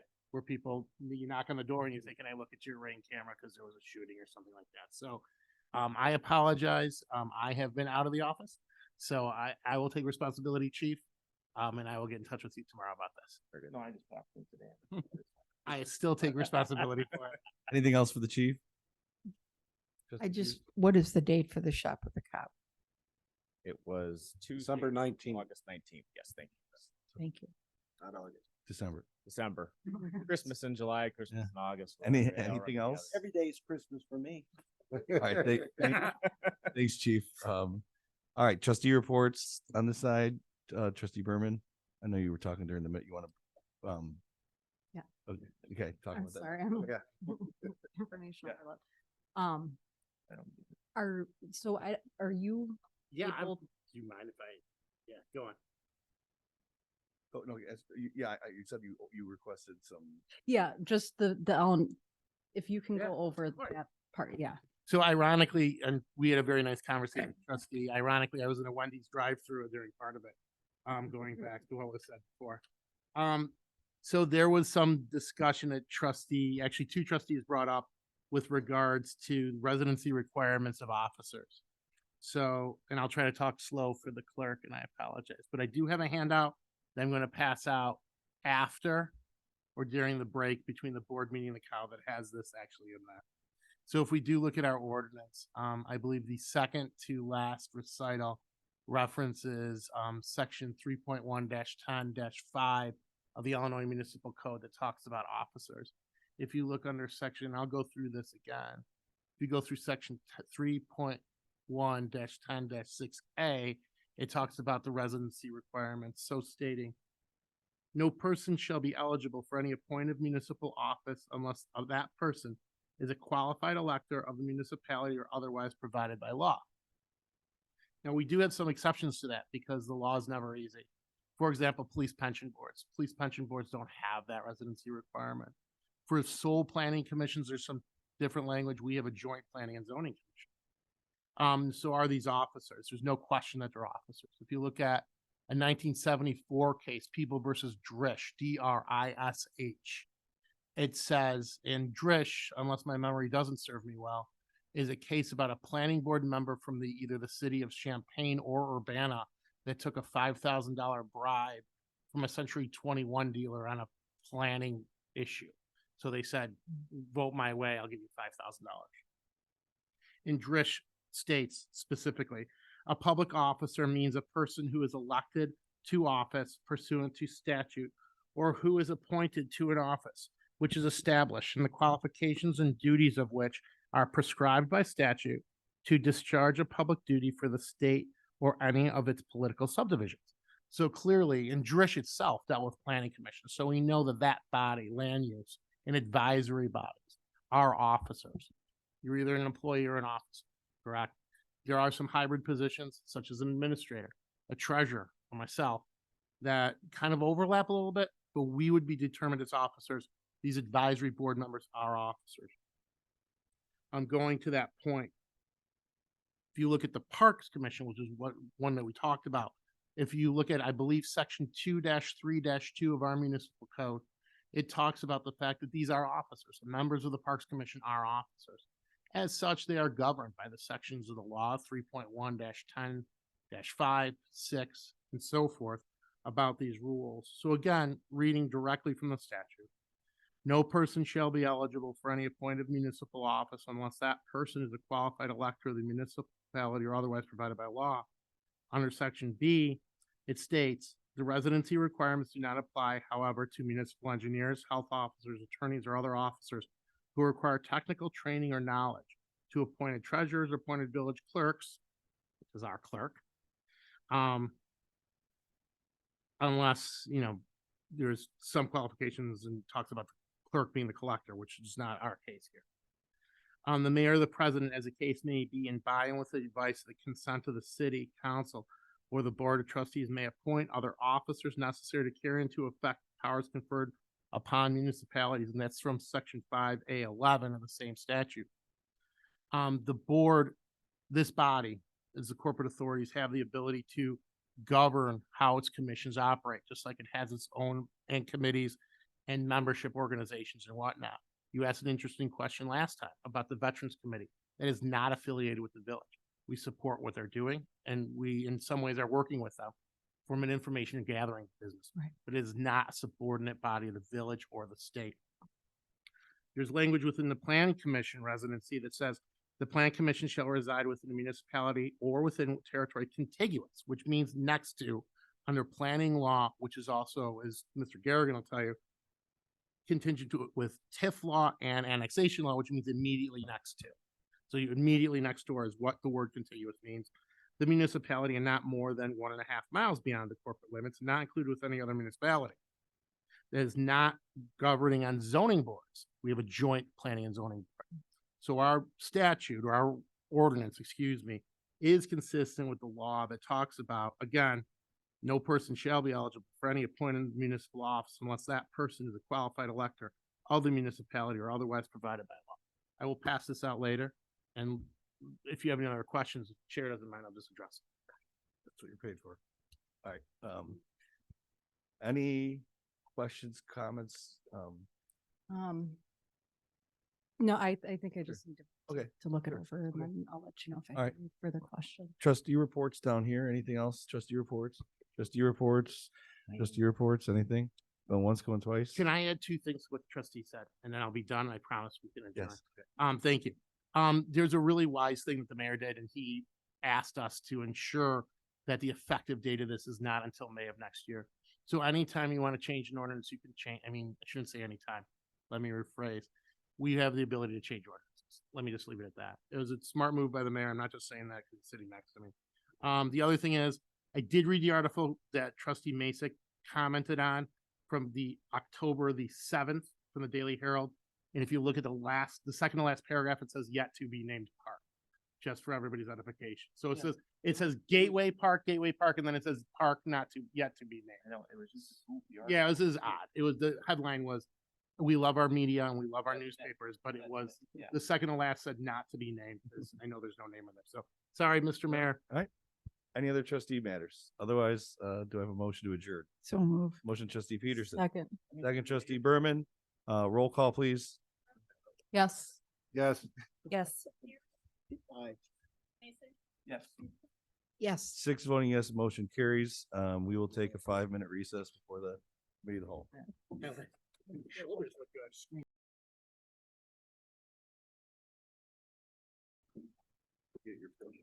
I call the meeting to order at 8:32. This is a committee of the whole meeting. Roll call, please. Here. Here. Here. Aye, here. Yes. Present.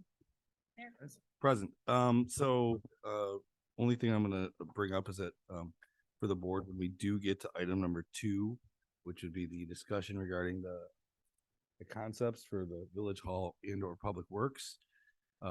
Again, remember, these are concepts, and, I'd really like us to focus more on the public works aspect than the village hall aspect, if there's a choice between the two. So, all right, that being said, first item is approval of the September 27th, 2023 committee, the whole meeting minutes as presented.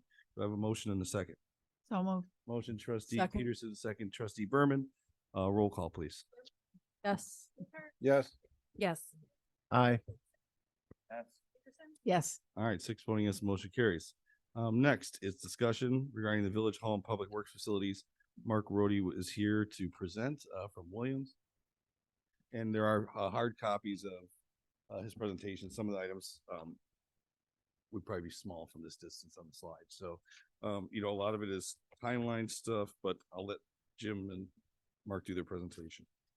So I thought this would be a good time to kind of check in with the board of what's happened so far, where we're at, and where we may be going next. But if you know, we selected Williams Architects. Seems like it was what the first of the year, somewhere. Yeah, about a year ago, almost a year ago now. And they've been working on what we call space needs analysis. So there's a lot of information there. I thought it'd be good for you to have hard copies to take with you to kind of look at. We're not going to go into great detail on every little number and thing that you have in there, but feel free to look at that at your leisure. And as the mayor said, Mark Rody is here. He's our primary contact and architect, and he's been guiding us through this process to determine what it is we may need to build. I would look at it as, in a perfect world, if money weren't an option, this probably would be the amount of space, amount of offices, amount of garage space to actually house the people that we have today. There might be a few offices of future positions that may come along as the community grows. and space for the things that we need to operate the village. So with that, Mark's gonna kind of guide you through the presentation, and you'll get to see and ask questions and see where we're at and go from there. I'd hate to turn my back on everybody, but I have to periodically look at the slides. As Jim mentioned, the first part of the project is what we really call the Space Needs Feasibility Study. And the goal of this is to, as Jim mentioned, determine what kind of space you need for both Village Hall and Public Works, come up with some conceptual design options and some costs to allow the board to determine which way to move forward, or if at all. So the first few slides here are what we just basically called our meeting matrix. And it's kind of an outline of everything that happened. So if you ever really want to go back and say, what were you doing in spring, summer, fall, you can look through all these. We're certainly not going to talk about every slide up here, but basically that's how we do it so that you and can see the work that was done. Jim and his team are always kind of knowing the next step ahead. So everybody is kind of on board. So I'm going to click through these slides. Thanks. There we go.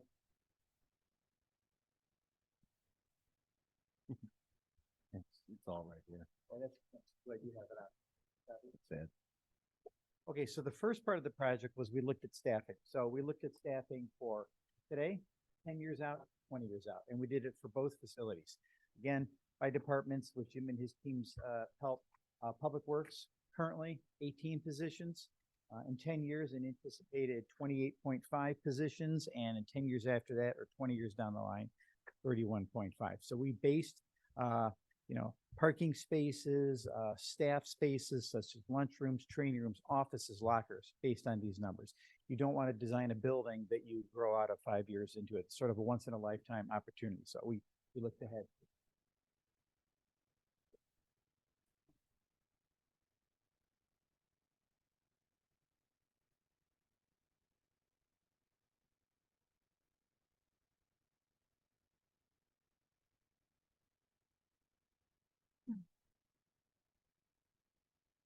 Same thing on the Village Hall side. As you can see, currently 26 employees, 37 in 10 years now, and then an ultimate build out of 40.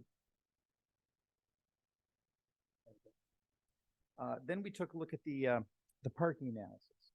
And on the Public Works side of things, we worked with Dennis to get a list of vehicles, length, width, height, which department they're assigned to, plan for any future vehicles, and determine.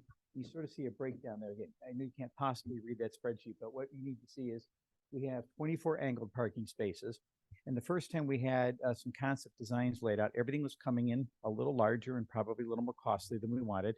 So we work with Jim and Dennis and everybody to determine certain spaces where the vehicles don't need to be accessed every single day. They could, in a sense, be hemmed in, if you will. But the vehicles that need to be coming in and out during a snowplow, you need to be able to get in and out quickly. So that led to 24 angled parking spaces, the 12 back-to-back spaces, and then 40 parking spaces. And that led to a square footage of about 19,000 and change. Now, usually what happens, and did happen here, as once you move into some concept designs, things tighten up a little bit, which is good. It's going to be a little smaller, but when you're doing Excel spreadsheets and planning, you base it on some rules of thumb. So that was the summary on the parking. The Village Hall, when we did the space needs process, I'm just going to pause here for a second. There's several iterations. So we basically meet with all the appropriate staff department heads on both the Village Hall and the Public Works.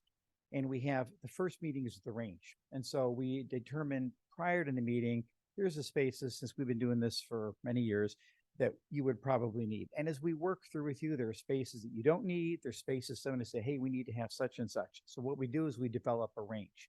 So in the range of space needs, you walk out saying, hey, you need 18,900 to 25,000 and change. Then we mull it over. Everybody goes back. We have a secondary meeting. We come back and we kind of take a fine tooth, comb to it and really pick through everything. And we refine it. And you can see at the end of that, we ended up what we call the target. That's what you're shooting for, 18,000 square foot. And then as you continue one more round of meetings, we have another check to make sure we're not forgetting anybody, especially with you purchasing an existing building. The real challenge is to make sure everybody can fit on that existing building. I know the mayor mentioned, the boardroom, that maybe that's a second phase, maybe that's future, but it was really important that we got everybody in here. And it worked out pretty well. So the final Space needs is 18,100 square foot for staff. Then, of course, when I skip to the design, we also made it work with what's out there. So we may have had said every office is 120. Well, you have a bunch of offices in that building that are 114. Guess what? Everybody's gonna be at 114. We're not gonna move walls for 6 square feet. So once we had the plan, then we were able to do it. And you'll see that when I get to those plans in a bit. Again, easier to click the button. There we go. Public Works, exact same process. Started out with a 42,800 square foot to what, 63 or 61,000. Refined it to 40, talked a little bit more, and we're sitting at about 44,000 square feet. So before we continue on, anybody have any questions on the space needs? Because that was sort of the first part, identifying what both buildings need. Do you by chance have our current square footage for Village Hall and Public Works? Yeah, not off the top of my head. Not much. This building has a surprising amount of square footage, but it's in a lot of little. No, I understand. I'm just trying to get an idea. Yeah, I don't know off the Compare top what of my we head. have versus Mark, what can I we ask you a question real before, like for context again? Yep. What's the square footage in that building as it exists right now? So is the I eight, think it's, give or take, it's 99, but it's like under 10, give or take 10,000 square foot. Yeah, give or Okay. take, right around there. all right, so the additional is, would be with the meet, with They're almost doubling it. with the meeting space? Yep. Okay. Yep. All right, I will keep going. Stop, or you will hit there we go. Okay. I'm going to turn around so I can discuss this a little bit better.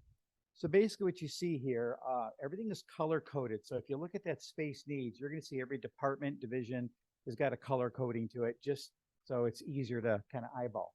And so the left side of the building is the square on the left. And the goal, and we met out there with the mayor staff, I think it was spring, March, April or so.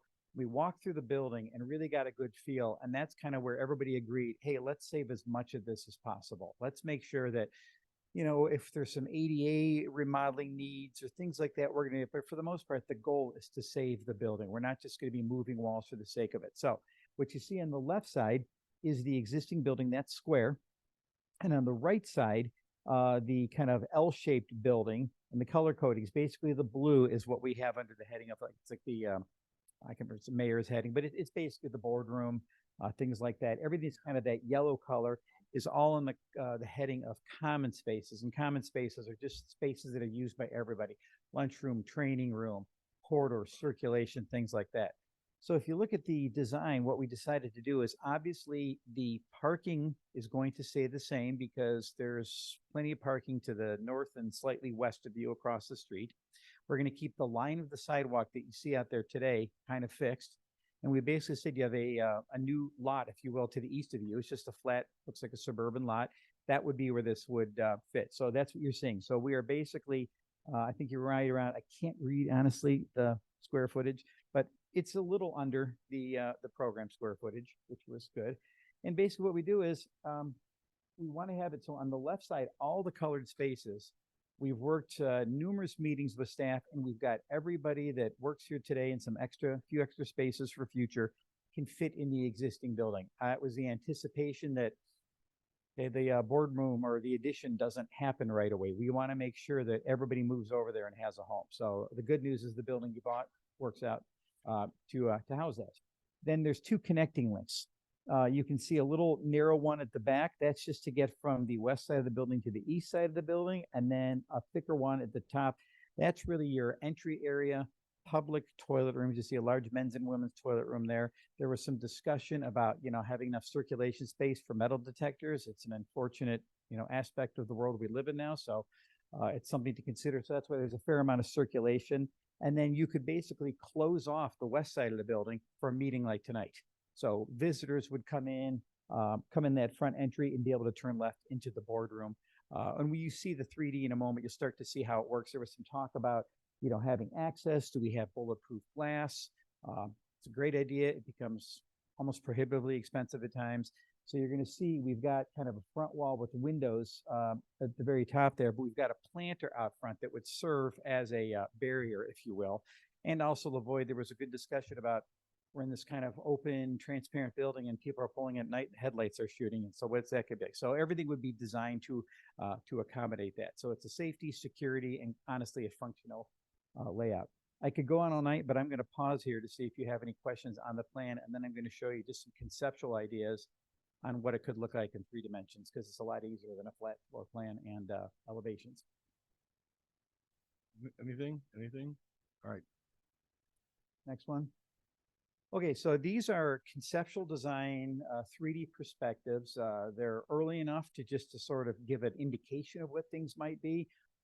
Nothing is set in stone, nothing's built, nothing's even really designed. This is just to sort of show you how it might look. So what we're seeing here is on the right side is the west side building. And again, the goal would be to pretty much keep it. There is a few areas where you've got some blank wall. We'd like to cut in a few windows just to make sure everybody around the perimeter can get a window. And you can see the goal is save the whole entry, put your village logo on it, take off the existing signage, but pretty much keep everything as it is. And you can see on the left side of the slide, this is a bird's eye. The lower one is pretty much kind of from parking lot level. A clearly defined boardroom on the left. There's the connecting links. And maybe just click to the next slide. I can't really see the oh, sure. When you design roofs like this, how come they design them flat, not with where you can have rain runoff or snow runoff to save the roof? Good question. Excellent question. They're not flat per se. They're sloped. They have a, we like gable roof. We like hip roofs. It's just that the building you bought has a flat roof on it. So it didn't make much sense to come in with an addition with a big gabled roof. I mean, as much as we like them, you're right. Gutters, downspouts, rain chains, all good. This would not be flat. This would be 1/4 inch per foot slope. So when you stand on there, it looks flat, but we would just slope the structure. And so there would be a series of interior roof drains. I think in your old building, we did climb up, you might only have like 1 or 2 roof drains. I don't know if there's been any roof issues or not, but we would look at that as part of this project. And then if you end up moving forward with the new boardroom, you figure you have a column line down the middle, the roof would pitch, or you can raise it up like a little, like a gable, if you will, and you can put exterior downspouts if you want to see them outside of the building. So it's not flat, but it does, I know what you're saying, appear flat. Yeah, this is a good view here from the, I guess that's the northeast looking southwest. So you can see, we've got what's a very nice boardroom up front. I think it's for 200 people. And the goal, a lot of the talk with the staff and everybody is, this may be a facility you can rent out and whether it's a wedding or whatever. So it's going to be a multi-purpose space. So what you're looking at on the side facing us, which is the east, it's trade name is Wandor. It's any bar restaurant you've ever seen where all those doors can fold aside. So the north side facing the parking lot, planter out front, fixed windows, but the east side could open up if you'd like to, some sort of a nice exterior landscape area. So you could have some sort of indoor outdoor type of event. And same thing on the east side of that's the wellness center to the east side. And that would have a separate entry. So again, staff and whoever else staff would like to let in or the board wants to let in could come in off hours and doesn't even need to go to the building. You would pull up in the parking lot, walk down the sidewalk along the east side, and you just use a swipe card and you could get in and work out. So that's kind of a nice benefit. But again, we could have very glassy walls there. We've done it with overhead garage doors. You've seen that. You could do more of these walls. But again, you could make it, depending on the right time of the year, a nice space that you could just keep it all open if you so choose. All right, I think that's the 2 images on that building. Any other questions? Otherwise, I'll move on to Public Works. So Public Works, we know the general site, you have a lot of land down there. So one of our first tasks was really to determine how much land we'd recommend. I'll skip ahead. I think we're in the 6 to 10 acre range. And again, we've got something drawn at the very end, but you could certainly tighten it up. But the goal is we don't want you to take too small of a piece for yourself and maybe sell off the rest. And then 20 years from now, go, oh, we should have kept it. So what you're seeing here is this is a split level plan. So you're looking at the lower level, if you will. So picture the ground as I'm going to talk in architecture like 0, foot, 0 inches. And this floor is, I think, -14. So basically you're at the street level. And when I show the next plan, that's the upper portion, which is basically office. And then this area is behind it. So basically what you're looking at, the parking, the gray, it's going to be a 28, 30 foot high building. So what it does is that drops that down 14 feet from the roof. And then when you see the 3Ds, it's not so in your face, if you will. It's a little more subdued. So what you can see, basically, it's a very simple plan. We've got the angled parking you can see, maybe you can see. And then on the right side, all the simple rectangular spaces you would pull in. So in theory, those spaces might be blocked in, but we've added some doors in the corners. When you do a public works garage, you really want to minimize on the overhead doors. They're very expensive. They will get hit. They always do. And so you've seen probably older buildings with, a dozen doors along the front. You don't want to do that. You want to have one at the end, circulation, left-hand turning if you can. So we've got basically a door at the bottom of the sheet, door at the top, and those two in the upper right and lower left. So again, if a door goes down, you're not locked in. But we have 4 overhead doors as opposed to, a dozen or so. So basically anybody could come in, drive through, circulate. On the left side, the narrower spots, that's more for your pickup truck size vehicles. And then we can put the mezzanine, which is very inexpensive and, good value square footage above them. So the taller vehicles are out in the open part. And then on the left side, the colors are the common spaces. That's like the locker room area. And the thing we're doing that, pretty much in all of our projects in the past few years are, there's no more group spaces. The locker are open. You do not change at the lockers. We've provided in this design individual private toilet shower locker rooms, like a hotel. You walk in the door, lock it, says occupied. It's got a single sink, single lavatory, and a single shower. And so then you would do your changing in there, again, like you would. It's not like an old time health club, if you will. So that's all in the upper left corner. You see 3 different divisions, that kind of orange, blue, and green. Everybody's equal in terms of what they have. We've kept them pretty open to allow Dennis and his group to move in. So you don't put a lot of walls in these. There's going to be a lot of storage and shelving and spaces. There's an office in every one. And you'd be like sink, eye wash station, hose connection. And then really when we move forward, we develop the furniture, shelving, and all that. But again, not a lot of walls in those spaces. And then to the far right, perpendicular to the building, in the north-south direction, that is the mechanic space. In the far right side, that is a double wash space. So when they're done plowing snow at night, you can just automatically pull in. It won't be an automatic car wash. I mean, you could. Gets expensive and they're hard to maintain. This is still the kind of spray car wash, wands that you're used to, but you can get 2 trucks in at least at once, close the doors, spray, pull them out, and then drive back in and park in the heated stores before anything freezes up. We have 4 mechanics bays in there, and then along the left side between the gray and the red, there's part storage, the office, fluids. We're going to all do overhead fluids for most things, so they're not walking around with jugs. It's again like a professional car facility, car dealership, if you will. So that's the lower level. Now, if you could click the next slide. So you have one door, you had a fire, lose all your equipment. No, 1 doors. We have 4 doors. 4 doors? Yeah. 1 at the north, 1 at the south, 2 in the east. You'd be able to get your equipment out. Oh, yeah. Yeah, we'd never hem you in, I mean, like I said, as much as you wish it wouldn't happen, I mean, it happened. A door will break. They'll come in one day, it won't work. Somebody will hit it. They'll go through too quickly while it's going up. And so you need to leave yourself enough room. So no, we've got that covered. Now this is a little, it's hard to, you have to picture it should be rotated 90 degrees, but it fits on the sheet this way. So basically the green and then the yellow that is now, that would be west, would be up. So that basically, you click back to the plan, just real quick, the previous one, that literally sits above the bar on the left. So I know it's a little confusing with the orientation.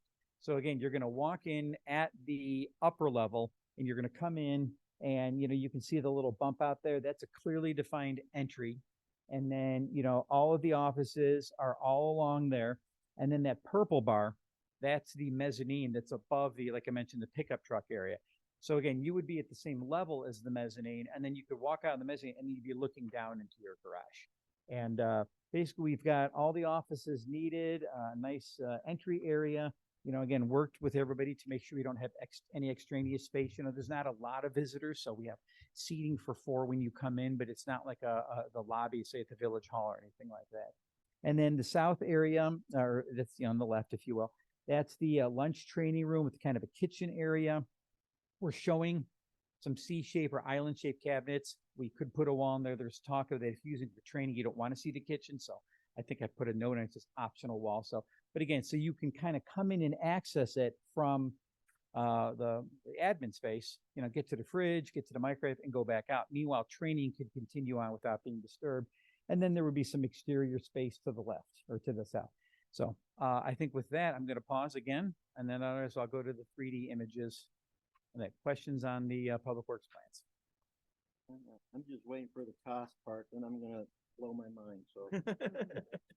I'm fully prepared. Okay, Pretty. yeah.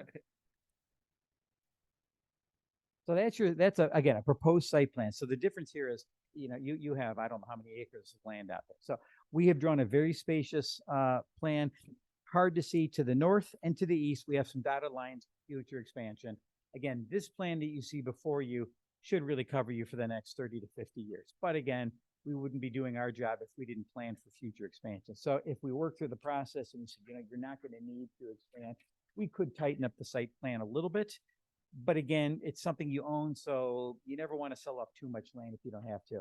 So basically, there's a road on the left, upper left of the screen that would somehow connect to your new road. Again, it just sort of fades off because we don't really know exactly how that's going to work. And then we would envision you could go left or right and the site would slope. There may be some retaining walls, which I know you can't see, but they're kind of noted on the plan because again, you're up here and then the back part of the site's at 14 feet lower. So we need to work with the civil engineers to get a grade that works, but that's kind of the goal on that. So with that being said, let's click, if you could, to the first couple of perspectives. So this is from the road looking, I guess, southeast towards the building. So what we've done, and if you look at the lower right one, it's a little easier to see everything at once. So what we've done is we've tried to keep the massing down. It'll look nice. It'll have the pitched roofs. And at the same time, you're not paying for volume space. So basically what we do is we have clear height above the mezzanine. We have clear height below the mezzanine to park vehicles. And that's the highest part of the roof. And it slopes down to make sure you can get in through the garage doors, and it's going to slope back up. And on the back part there, you're seeing the mechanics bay, and the wash bay is its own separate little thing onto the end there. So, we looked at with our construction manager, we compared this to a flat roof building, if you will. And this actually has a significantly less amount of wall, so precast costs money. So architecturally, it looks nice. Sometimes people look at it and say it looks too nice. It's really the most cost effective. So you don't walk in a 30-foot high box with one level of vehicle. Why did you build all this volume? But you're going to see it at the high point, and it's going to drop down to 16 or 18 feet at the low and go back up. So it's designed for a reason. Like I said, and again, we like the way it looks. We're showing windows all the way around so you can get natural light in. We just finished one of these. A different project, but Public Works in Wooddale got a lot of windows in there. They don't ever need to turn the lights on. Now, unfortunately, they haven't quite figured out how to get them on the schedule yet. They're still working through it. But in theory, you could see in this place and never turn on your lights. So that's kind of a nice sustainable benefit. I think there's one more slide after that. Yeah. So again, this would be kind of the front. So that's what I'm saying. You're at ground level here, and on the right side, which is the southwest corner, I got some good feedback from Jim Dennis. We took him on some tours of similar buildings. They made a really good point that the folks working outside all day want to come into the lunch training room and not be outside because they're outside all day long. So you can see we're showing stone on there. And some windows that, high, we call them clear story, meaning they're up, 8 or 10 feet above. So you're going to get a little light in there, but you're going to go in, it's going to be kind of a calm, cool place. Turn off the lights, play in your phone, do whatever you got to do after you've been out working in, 90-degree heat all day long. The entry, we think on the left is very clearly identified. So we pulled that up a little bit, put your logo on it. You can see in the bottom photo, that's kind of what it looks like from the, southeast corner looking northwest. So again, a nice looking building, yet designed functionally. We're showing right now, again, this is so early, it could be anything. For a building of this size, precast concrete insulated is pretty much the way to go. So the whole garage, wash bay and all that, that's drawn like precast panels. The front admin could be anything. It could be metal studs with stone. It could be precast with stone. It could be precast by itself. It could be block. It's too early to know. This is still the conceptual design phase, but we're just trying to show you what we think. It could look something along like this. Again, nothing is finalized. We're showing on all those pitched roofs, just a white membrane roof that's more cost effective than a standing seam. And again, due to the size of the building, you'd never really see the roof unless you're flying over it. So no reason to put a standing seam roof. If it was a 412 pitch, you'd see it. But the way the roofs work, you're not going to see it. So that's a good cost effective method. And I think that's everything. So now we have to go to the slide I'm not too excited about going to, but let's just click to it. Okay, so here is the cost estimate. We have been working with Frederick Quinn, our construction manager that's working on a number of projects, and they have current trends. Anybody who's watched the news knows what stuff costs today. It's all true. Things are just what they are. We're past the supply chain issue on most things. We're doing Montgomery's Public Works 2 years ago. We had to put out a separate set of bid drawings in the middle of design for roofing because for time with petroleum issues, they're like, we're not going to get the roofing for 9 months. So we had to do that. That is kind of going late. Certain things you still take forever. A generator is going to take a year. Rooftop mechanical units could take 10, 11 months. Electrical panels taking years. So there's certain things that haven't come back, but we're not at the point where it was like in 21, when everybody's coming out of the pandemic, there was a lot of pent up demand and people weren't working and everything. So we're kind of over that hump now, but the estimates that you see are based on current escalated for say next year's start. So I'm just going to cut to the chase here. There's two numbers. There's construction cost, which is the number of all the bids you would open. And then your total project cost, that would be included everything. Engineering fees, architectural fees, construction manager fees, furniture, fixtures, equipment, grand opening, moving, shelving, everything. So, we can always show you the number for the building, but we want to give you a realistic number. So the two numbers are basically the village hall is slightly, and this is as you see it. This isn't just a renovation. This is the whole thing that we've presented. About $5.5 million and total project cost estimated at 6.8. I will pause there for any comments, or should I go to the Public Works? Okay. All right. Okay. So again, construction cost, Public Works, 12.463 million, and total project 15.5. So those are the two sets of numbers. And I think that brings us to the end. So I will now answer questions.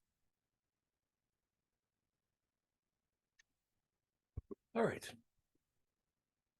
I will start on this end, and again, let's be remember, consultants here hire best to do a certain job, so let's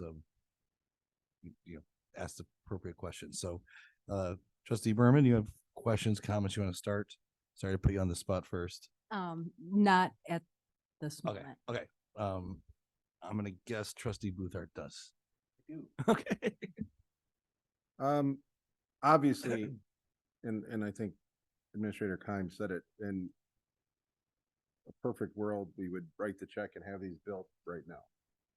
That being said, these dollar amounts are large. We don't have those funds currently available to do all of this. So I'll start with the simple one. I know the mayor mentioned Public Works being a priority, which I agree. But I'm going to start in order of your slides if I can. In regards to the Village Hall, do you have this cost figure broken down, or have you looked at this if we did not do the addition? Yeah, I can't tell that off the top of my head. It's in that spreadsheet. It's probably 3-ish, I'm going to guess. Don't quote me on that, and we can get back to you on that. I have to see if our CM has broken it down that way. But yeah. Because, and that's why it was very helpful. Just so you know, we did some first estimates back, I don't know, in summer or in the spring. They didn't really know how much demo. So they first came with an estimate thinking you were going to gut it. That's why when Jim's like, we should meet out here. So we walked through, and then they were like, oh, okay, we're keeping a lot of this. Now, everything in the building appears to be original and it's in good shape, but it's 96, I think. So 27-year-old mechanical, electrical, plumbing, lighting. It doesn't look like really anything's been done. So there is some budget numbers in there for, systems, because again, whether it's this project or 5 years, something's going to go down. So, but yeah, we can finalize it, but it's probably in that $3 million range for the renovation. well, yeah, because I think what we're going to need to see is a realistic number of the bare bones minimum we would need to do to that building to take what we have here and bring it over there. Yep. And in turn function as a village while long-term plans are made to build the addition. Sure. So I'll leave that on the Village Hall. In regards to the Public Works facility, it's a gorgeous facility, and it, based on these drawings and what I could tell, has everything and some that they could potentially need. Once again, it's a money issue. Looking at these drawings, looking at this, have you considered, or are there things that you could talk about tonight that would reduce the cost on this building? we've talked about it, and I may ask to have Jim join me up here. But bottom line is this: what we did was we programmed it, and like I think Jim said, this is what they need. Doesn't mean you're going to build it, but it's what they need. And like I said, I think the very first go around, we were at 60,000 square foot. We're down to 44. So we've sort of done these steps along the way, and we had cost estimates along the way. We didn't just get one for this. This is the last cost estimate, but we probably had 3 or 4. So, we got a number, said, all right, this isn't going to work. And we went back and forth. In terms of how to change it, it's built from traditional, long-lasting, basic materials. Your cast in place in a factory precast wall panels is about as efficient as you're going to get. You're not going to build a garage out of brick and block or metal. I mean, it costs you for it. That's kind of the way you do these big boxes. The reason warehouses are built out of this. So right now, everything on the exterior of the building is kind of standard, if you will. What you really need to do, if you need to take a large chunk out, you need to cut square footage. It'd be like doing your house. If somebody said it's twice as much, you have to cut the size in half. There's no amount of taking out a window here or changing the roof that would bring it down significantly again. And these are order of magnitude cost estimates, because the construction manager can't give a detailed estimate without having working drawings. So it's kind of it's that, I don't want to say ballpark, but it's your first blush to give you an order of magnitude. It could be, $500,000 to $1 million in either direction. So, really, honestly, if you said you've got to cut it in half, we'd say, well, then we're going to have to cut the building size in half. And again, that doesn't always work one for one. The cost of the garage area is significantly less than the office and shop. So if you said lop off half the garage, it's not going to cut the building. I'll make up a number off the top of my head. I think the whole building probably averages out at like $375 a square foot. The garage could be 200 and the office could be 450, if that makes any sense. But when you take the whole thing, do the math. So, it's easy to say, all right, only build half the garage. And we did that on a couple projects. Same thing. I mean, these board meetings are very similar. It's always a little bit of sticker shock. And then we were going to do alternate bids. And during the project, the board just said, no, just do it. You're not going to come back. This is for the next 50, 75 years. So we can certainly, with board direction, staff direction, we can certainly look at ways to decrease the cost. Okay. Yeah. You just mentioned, was it Itasca that you just built one? Or in a Wooddale, we just finished up, and Montgomery is brand new. It's about a little bigger. This is 53,000. That one just The finished up. Wooddale, how many square foot is that? Wooddale's a very interesting, it's a cool project. It's really hard to explain. You've got their old building, which we did some renovation to, but I mean minimum. Roofing, caulking, tuck pointing, that kind of stuff. Then they bought an office building, which you did the phase 1, that they turned into their admin. And then we built a new garage. So if you look at it's like 3 buildings. Not comparable. It's really hard to compare. I mean, I can tell you the whole job. I mean, I know what phase 1 and phase 2, it's about $15 million. And, you're probably, the garage is 30,000 square foot. They're probably 40 to 50,000. It's a comparable size, but it's 3 different buildings. So it's renovations, additions, and new construction. One last question and I don't know if you could tell me this information or not. On that project or the Montgomery project you're referring to, when you brought these initial drawings to them at their board meeting and showed them a number of 5,000 or 5 million, 6 million, what did that number change to? We never showed them a number of 5 to 6 million. Well, I don't know well, I'm just saying it didn't really I'm change. assuming whatever, did it go up or down based on those numbers? They had a construction manager I'll go over Montgomery. Montgomery, brand new. It's just like you. They had a lot south of their old place, but I mean, it was just flat. It's 54,000. I think it's 17-ish million, give or take, out the door. I don't remember off the top of my head. It was always in the 15 to $18 million range. And eventually at one board meeting, they said, okay, here's the max. This is it. So we kept working with the CM, shaved a little square footage out, but nothing. And they built it. They just said, we got to do this. Now, again, the details of how they pay for it and fund it, that's not what we do. But we didn't come in with the 5 million. It became 15. No, it was a 15 to 18 all day long. We're doing North Aurora's right now. We're just in schematic design. We're starting design development. It's 48,000 square foot, working with the same construction manager as yours, and it's currently at 17.5 million. And I just went to the board meeting like 3 weeks ago and went, yeah, Okay, I mean, there's just nothing you can do about the cost. So, we're moving forward with that. Yeah, so, I'm not saying it's a number you want to see, but we wouldn't be doing our job if we showed something that would make sense. And that's why when you bring in a construction manager, part of the team who's working with you on other projects, that's as good data as you're gonna get, short of when you open the bids. I think this question might be for you, Jim. These numbers are solely for the construction of the building. These don't include any of the costs of infrastructure around Grim Road or any of that, correct?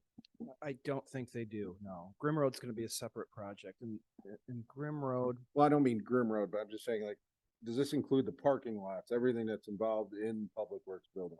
yeah, Okay. yeah, no, short of utilities that would get constructed from 173 to the site, I don't think that's included. I would consider that offsite cost, but we have two projects. So this is the bulk of the cost. Yeah. And this includes fees, furniture, so those two numbers, that first number is 12 and a half. Like I said, that is, when you have a construction manager, it's still a publicly bid job. That'd be when you walk out there and total up the apparent low bidders. That's your 12. Well, we got plenty of chairs. There you go. No. There you go. You can Okay. say, Thank you. and the other part is everything else. Okay, thank you. That's all. Give it up. Bye. So trustee Bluthart, asked one of my questions, so I am curious too about separating the costs between the boardroom space and the other cell. We can do that. next Next And then I'm page. just obviously looking at this for the first time tonight, so I may come up with other questions, but one of them that came to mind was, is there a maintenance cost with the additional windows versus if we cut back on windows? Like, I love windows, but I just know how, is there like a longevity between You know, that? it's a really good question. Like, I'm a huge window guy, so, Yeah. I have a lot like of them windows in my too. house, I yeah. just know that I put them on my house and it's a Yeah, lot. Yeah. But you know what I found out recently, which is really interesting? The windows cost less per square foot than the wall. We just had that study because again, when we bring something that shows a lot of windows, people go, wow, that looks too nice. That looks too, we had that same discussion with North Aurora. And Fred, our CM, said, yeah, I think he's got the wall in it pushing $100 a square foot. He had the windows like at 75. So he's like, actually, it used to be different. You'd say, windows are more. Just the way things are turning, you know what I mean? It's not. Maintenance, Like long term, are they gonna last as long? Or are we looking at having to replace all these windows in X number of these are years? commercial grade windows, we'll get a 25 or 30-year finish warranty. So these aren't vinyl or anything.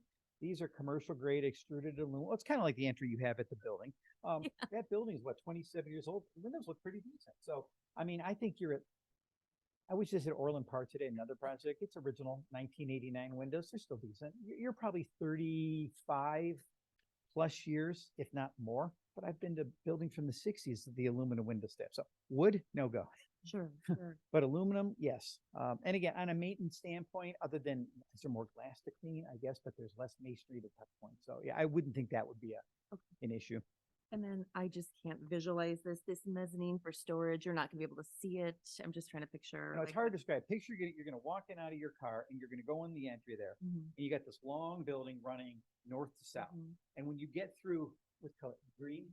A purple, I think, is the Yeah, mezzanine. then you're gonna know through there. Then you have the mezzanine that's the whole length of the garage. So in a sense, then you're like standing looking down 14 feet, and you're gonna have all the big structures. Think of like a high school gym, the exposed bar joists, all that. But instead of it sticking out of the ground from the street 35 feet, it's down 14, and that kind of helps it. So you're gonna be able to walk north south the whole length of that mezzanine. The right hand side of that purple block picture would be railings, 42 inches high. Sections are removable. So in Public Works, they could lift something up to there. You also have an elevator. We need to do elevators by code. So yeah, it's a full mezzanine that you would see it. You don't really see it from the admin area, but when you're in the garage, you would see it. Yeah, it's like over it. Mhm. Okay, okay. I was just curious. Then my last question, and I may have more to Sure. send later, as for the exterior, does this include like lighting, for safety, like all around? It's gonna be It's lit everything. nicely. at Yeah. night? Okay. Parking lot lighting, building lighting, I mean, it's everything. Yeah. So this would be an out the door. Again, I'm gonna use word estimate. Yeah. It's an out the door. That's it. to clarify Yeah. though, it does not include a salt dome or a salt structure to. I saw store that. salt. It's shown on a picture, but I don't think this I costs. saw the number. Oh, is it I saw the number there. Boy, Hold on. I saw it in there. I thought it was, I'm sorry. Let me, well, while you're talking, I'll look real quick, but I did. was on there as an option either, because if you and I could be several hundred thousand. What? fueling island, where the vehicles pull in, gas up. No, you have the fuel and the salt. Yeah, you have the salt Fuel dump was and the part fuel of 15,000 and salt was 310. They're both in there. Yeah, both. Now, when we did Montgomery, we had you, Trustee, had a good question.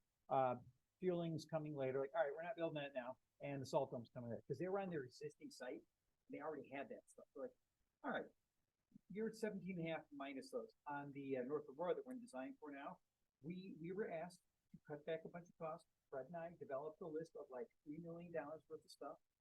And then the staff went, gotta have it, gotta have it, gotta have it. We went back to the board and said, yeah, I guess you gotta have it. So they're getting their salt dome, they're getting them, because again, it's not realistic to think in 5 years you're gonna come back to, hey, let's shake out another million. It's kind of like one stop. So you would want to look at it now, and if you could build it, can't, then we need to be very smart and make sure we don't put handcuff, the village and your public works and leave something out that you really need. But those are the kind of things that could come in the future. Could add a salt dome someday if you didn't want that. That was all for now. One question. I'm sorry if I missed it. What was the square footage of the actual garage structure versus the square footage of the office space? Do you know?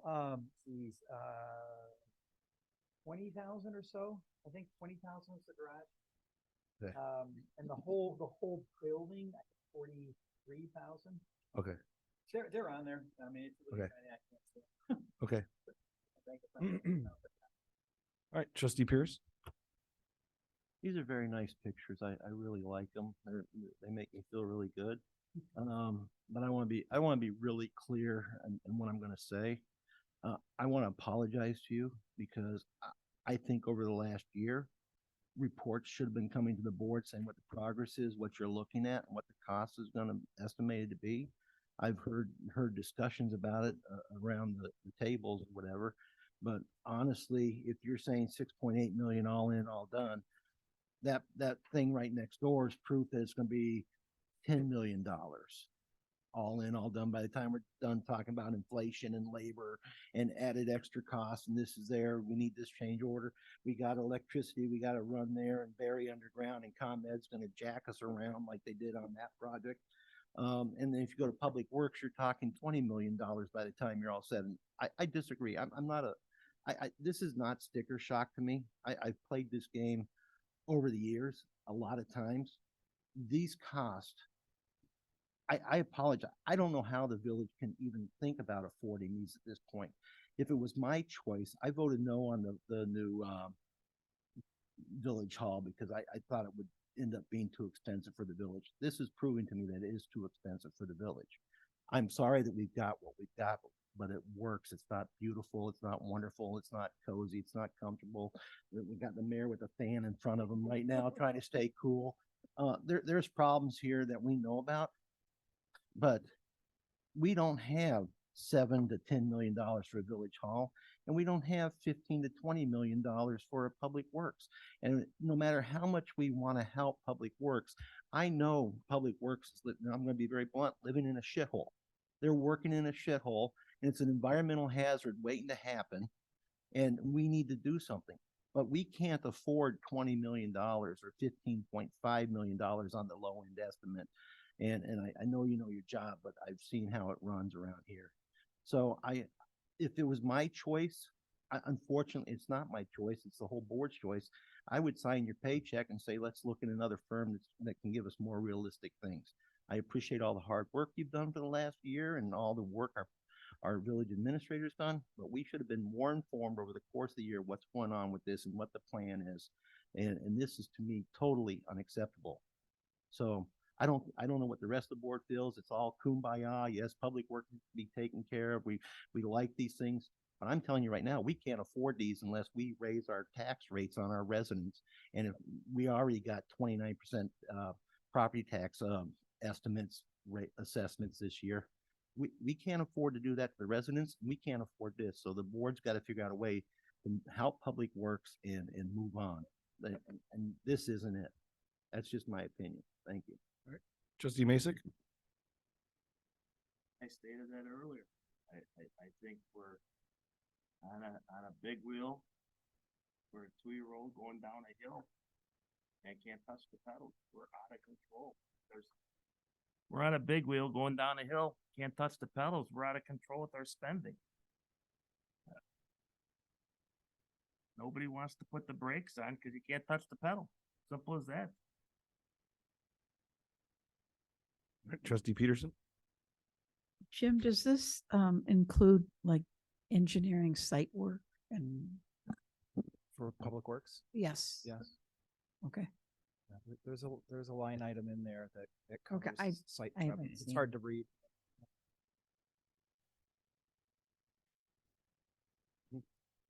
All right, another turn around the wheel here. Trustee Burbank?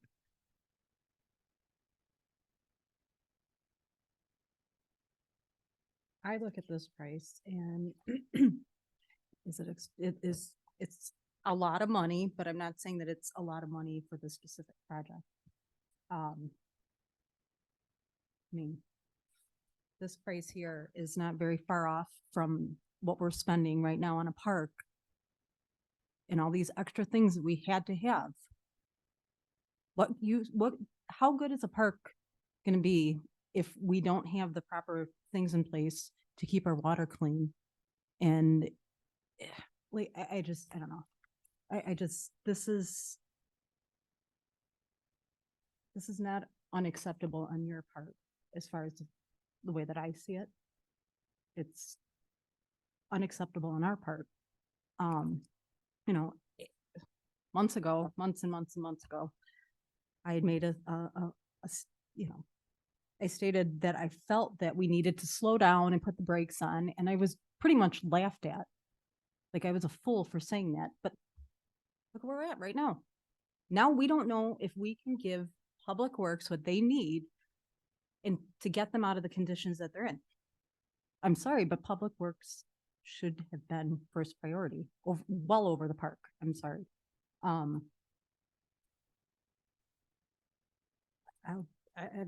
really not happy about this, and I don't know how we can beat up this man over this when there hasn't been an eye blinked on Pittman. We just passed a agenda item for $26,000 window. I don't know. That's all I'm gonna say right now. Trustee Bluthart?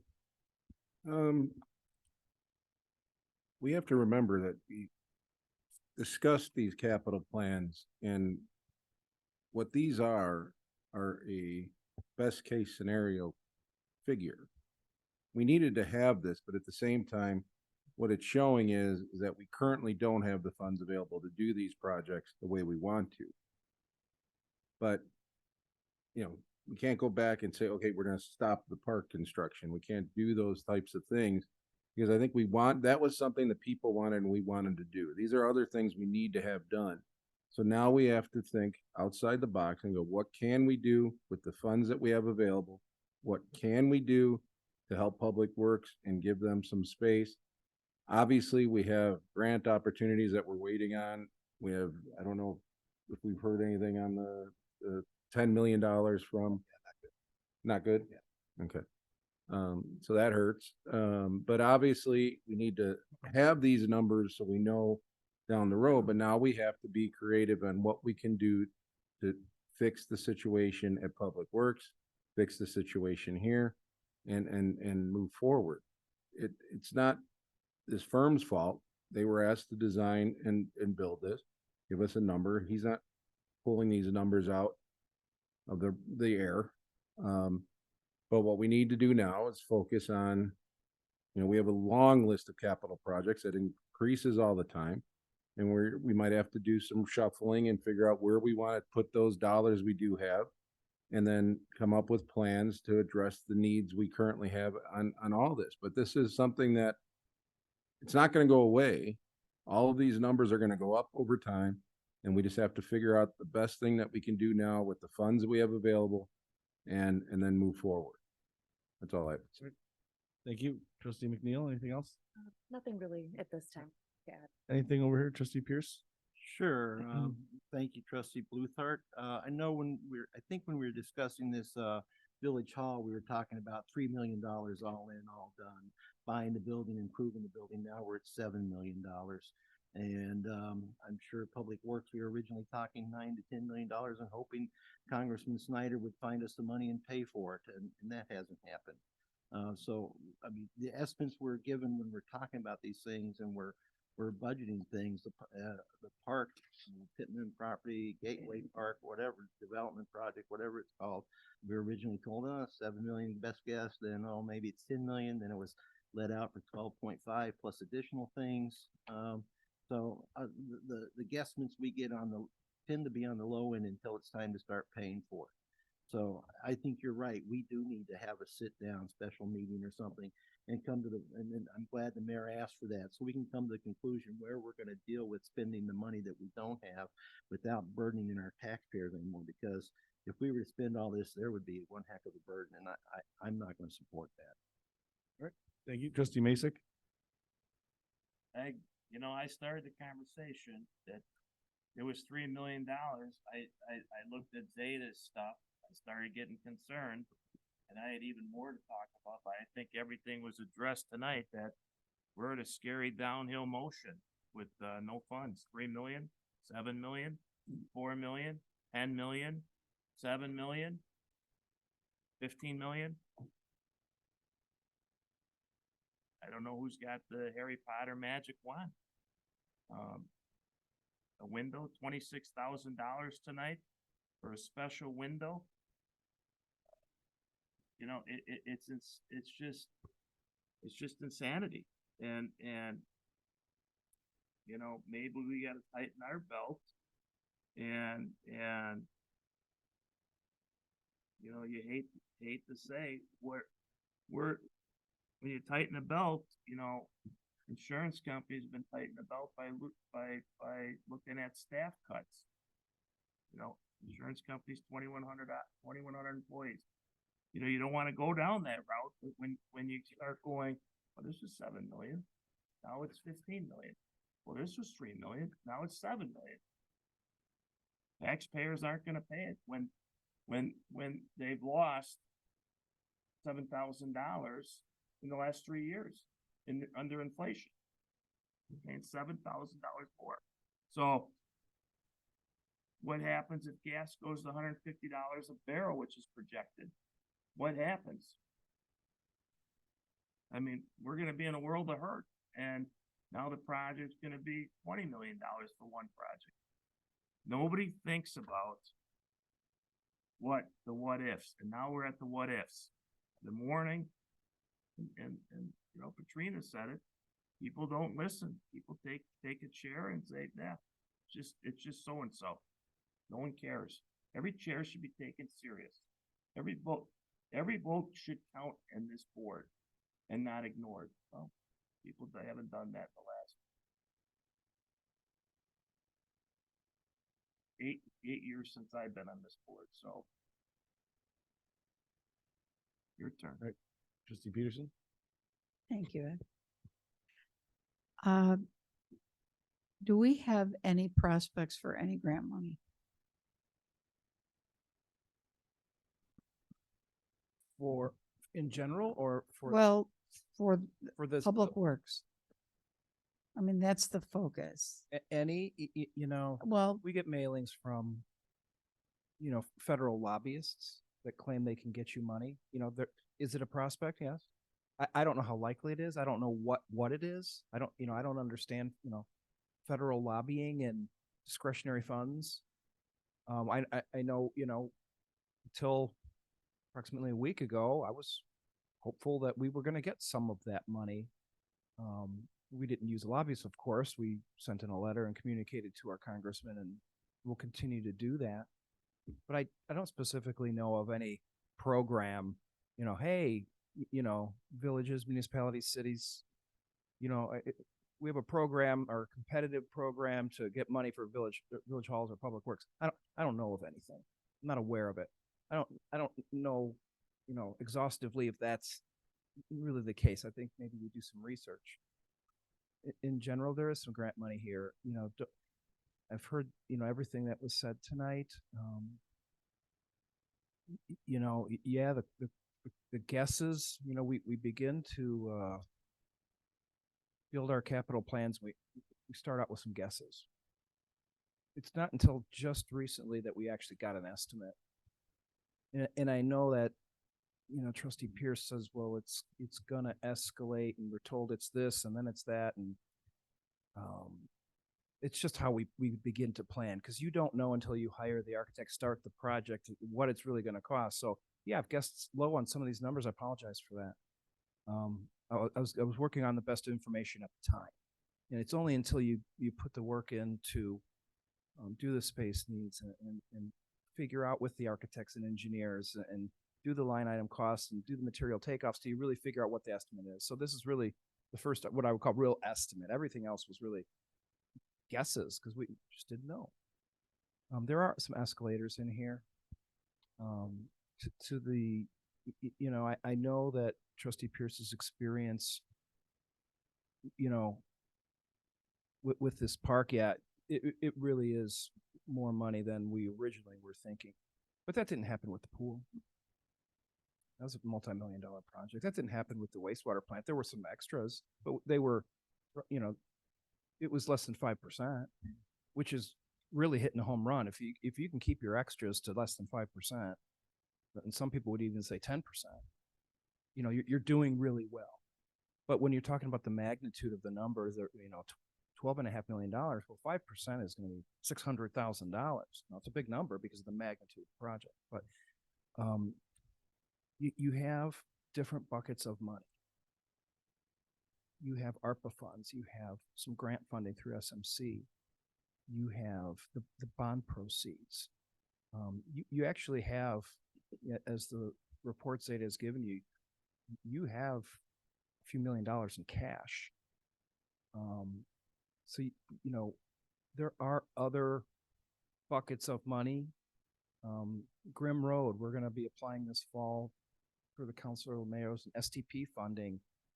Maybe 80, the STP funding, if the village follows the program, it's a multi-year, very competitive program, but talking about 80-20 funding. So 80% of it would be grant funded.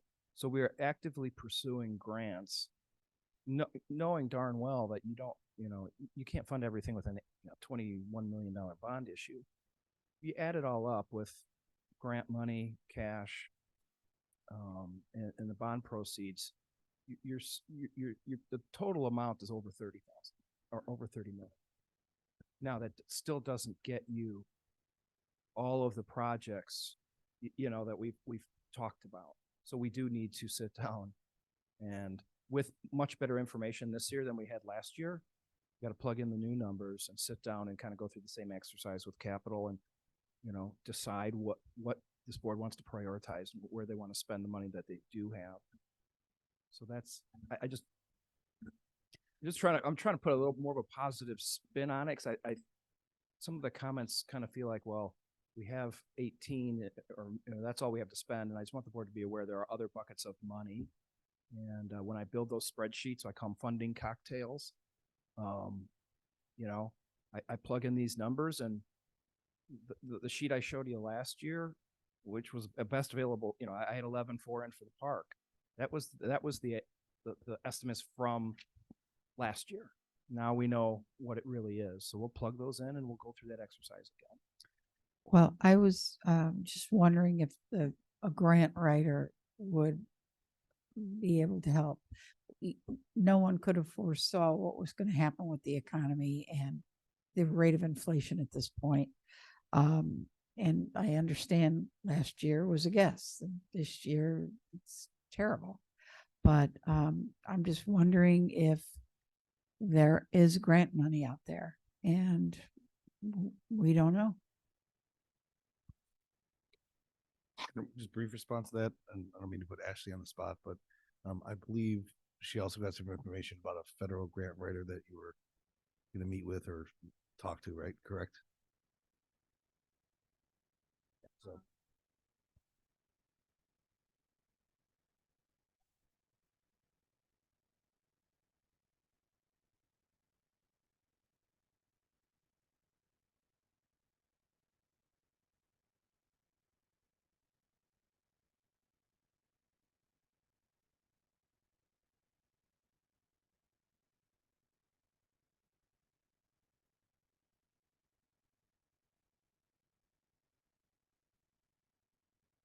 Right.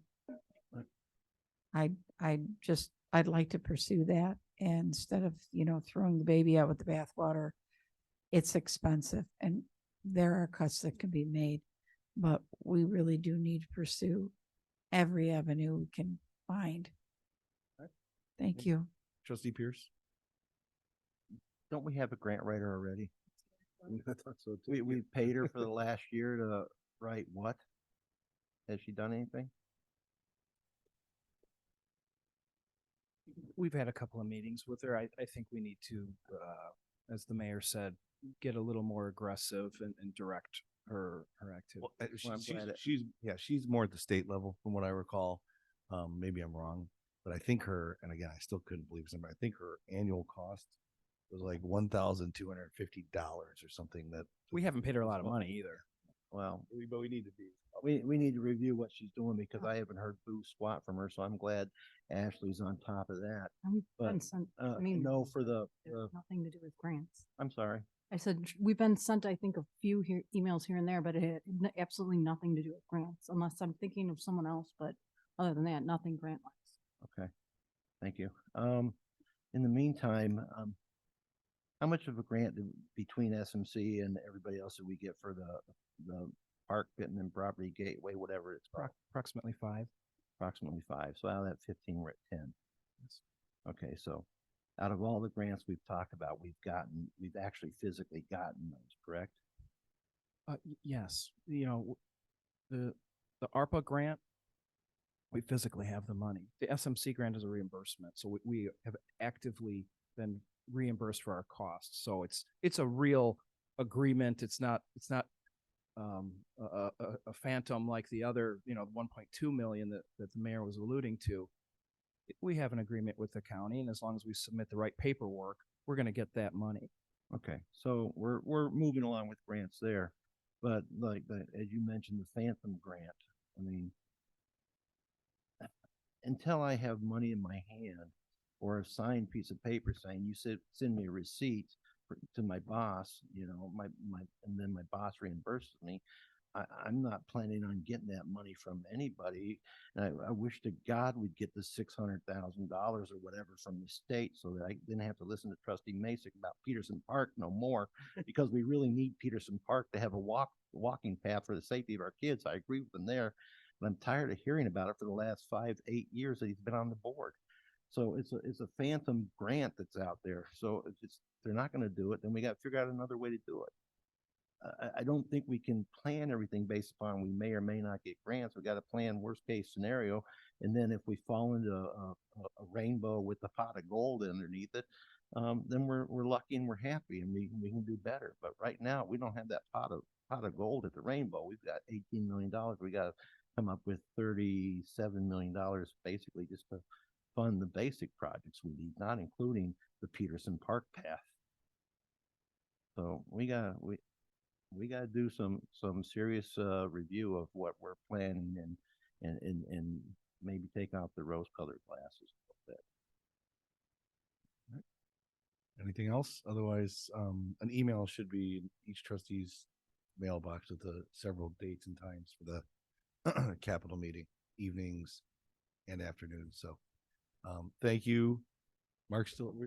I'm here. Okay. All right. I thought you ran out of the room. Okay. Okay.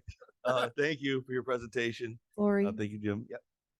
my computer's gonna die. Oh, that's bad. It keeps saying low battery. Here, you can take mine. You got mine? I don't need it. No. Okay. I mean, All right. it dies. All right. Next item. Thank you. Next item. Thank you is Director Garrigan. Discussion regarding the possible text amendment to the form-based code related to uses on Lake Street. Yes, thank you, Your Honor. Because the hour's late, I wanted to provide a very brief summary of what we're proposing here. As you recall, last year we did modify the form-based code, which basically regulates all the uses along our downtown. We modified that form-based code to regulate uses specifically to limit offices and services on Main Street from Lake Street to Orchard. Based on the feedback, based on the sense that what we're trying to do is revitalize our downtown. We're trying to encourage more restaurants, niche retail. That clearly is a trend that creating a vibrant downtown. So pursuant to that direction, staff is bringing a general discussion this evening of whether it makes sense to have some of the same types of approach or same regulations on Lake Street. As you all know, Lake Street is also a very important street. We have not only the Antioch Theater, but we have Love and Oven. We have some major uses on Lake Street. We have seen some current uses which have become non-retail or non-restaurants. So what staff is looking for some feedback and whether there would be any support to limit services and offices on Lake Street. Obviously, want to make sure 2 points are made. First, anybody who's currently in Lake Street with regards to service or office would continue to be able to operate their businesses. Nobody's proposing that they would be forced out. Secondly, obviously anybody by right has the right to ask for a variance or relief from any amendment or any zoning regulations. So even if there was support for this, theoretically, if somebody wanted to come in for an office or other use or service use, they could ask for relief from the village board. It would be the board's prerogative to approve that. So generally what you can see, you actually have a map in the packet. If you look at the map here or presentation, there's a complete breakdown. Approximately 33% of the uses on Lake Street are retail. Approximately 18% are offices. Approximately 16% are restaurants, and an additional 33%, a third, are currently services, i.e. a survey office or non-retail uses. So based on our long-term plans to continue the long-term revitalization of our downtown, we would submit that we think Lake Street is an important street, an important anchor towards the long-term revitalization. Clearly the trend for downtowns, for successful downtowns, is what we call that third place where people recreate and generally require restaurants and niche retail. That's clearly the trend in vibrant downtowns. So with that, I'm going to very briefly conclude my staff report. I'm really looking for a discussion if there will be support for this type of amendment, which is consistent with what we did on Main Street. For the most part, we've had general support from Main Street. I haven't heard a lot of negative feedback for the most part from the uses, for the business owners or building owners on Main Street, with very few exceptions. So with that, I'm looking for the board's input for general discussion. Thank you. Right, thank you. Right side of the board. I'm not sure how I feel about this just yet. I want to hear what everybody else has to say. Trustee Bluthart. Michael, what is the, I don't see it in your letter in here, but what are the target numbers you would be looking at for Lake Street? Is it this? I think I would request that we have the same percentages. So we basically have the same approach that no additional services or offices go above the current level. It's kind of, we have that 28% limit right now for Main Street. So we're kind of trying to keep status quo. So no new additional services or offices would, go above the current level. Unless the board decides that they want to, support maybe a little more restrictive approach. And we haven't had any issues since we passed this original. Well, to be totally, I think there's one current, I'm working with one service business, and there's a current owner, which I think is fair to say on Main Street that has expressed some frustration with that, but that's the only building owner or only person who's expressed any real frustration for over a year on Main Street. And I'm still trying to work that issue through. So for the most part, I have not heard a lot of negative feedback from either the most importantly, the building owners who actually own the buildings and who rent these spaces out to end users. And I have not heard a lot of negative feedback from building owners along Main Street for the past year. So just something I've not heard. And then would there be any reason not to, or I mean, we're kind of doing it piecemeal now. Is Toff going to be next then? Or I mean, why not include that whole area as a downtown area? That's a really good point. That's a really good point. We had that discussion, and I threw out there what does Toff Street make sense. I think the perspective is that because of Toff Street is so limited, there's generally there's so limited amount of current uses, i.e. there's mostly parking along. There's either municipal owned parking lots. There's one building that has some, actually some commercial uses. We have the Limerick. We didn't really think Top Street made sense. Clear, we don't want to extend this all the way down Lake Street, because there are a lot of offices there, non-retail, which makes sense for those offices to be, i.e. the banks. And then we don't want to extend this down to all the way down Orchard because, we have, again, a lot of offices down there. So we wanted to limit it to Lake Street and Main Street. We do identify that as the two main commercial corridors in our downtown.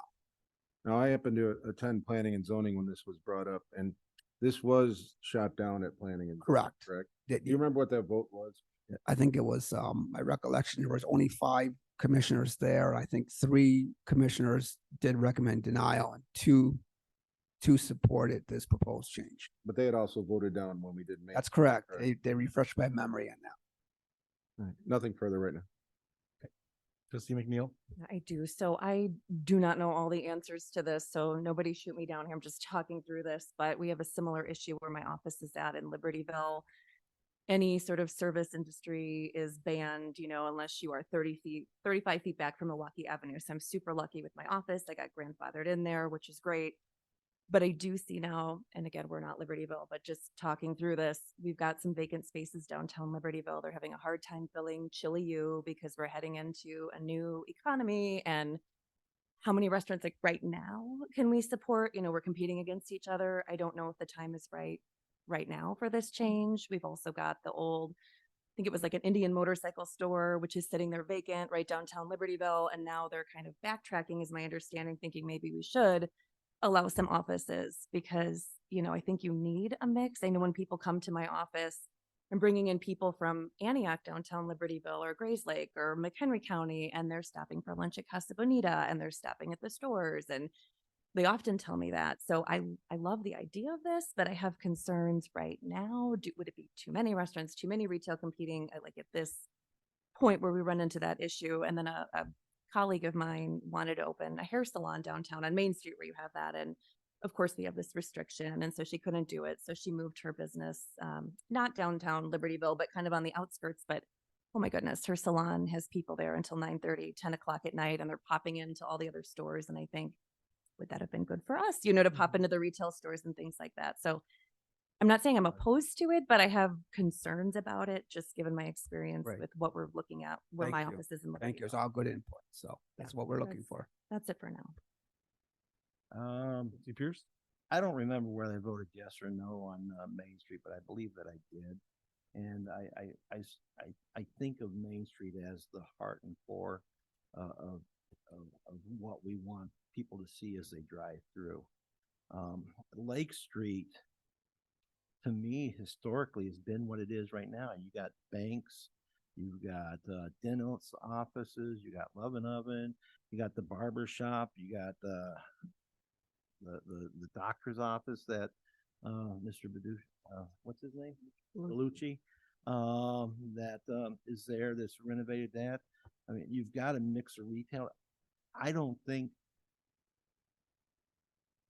haven't seen enough change on Lake Street over the years to justify at this time making that change.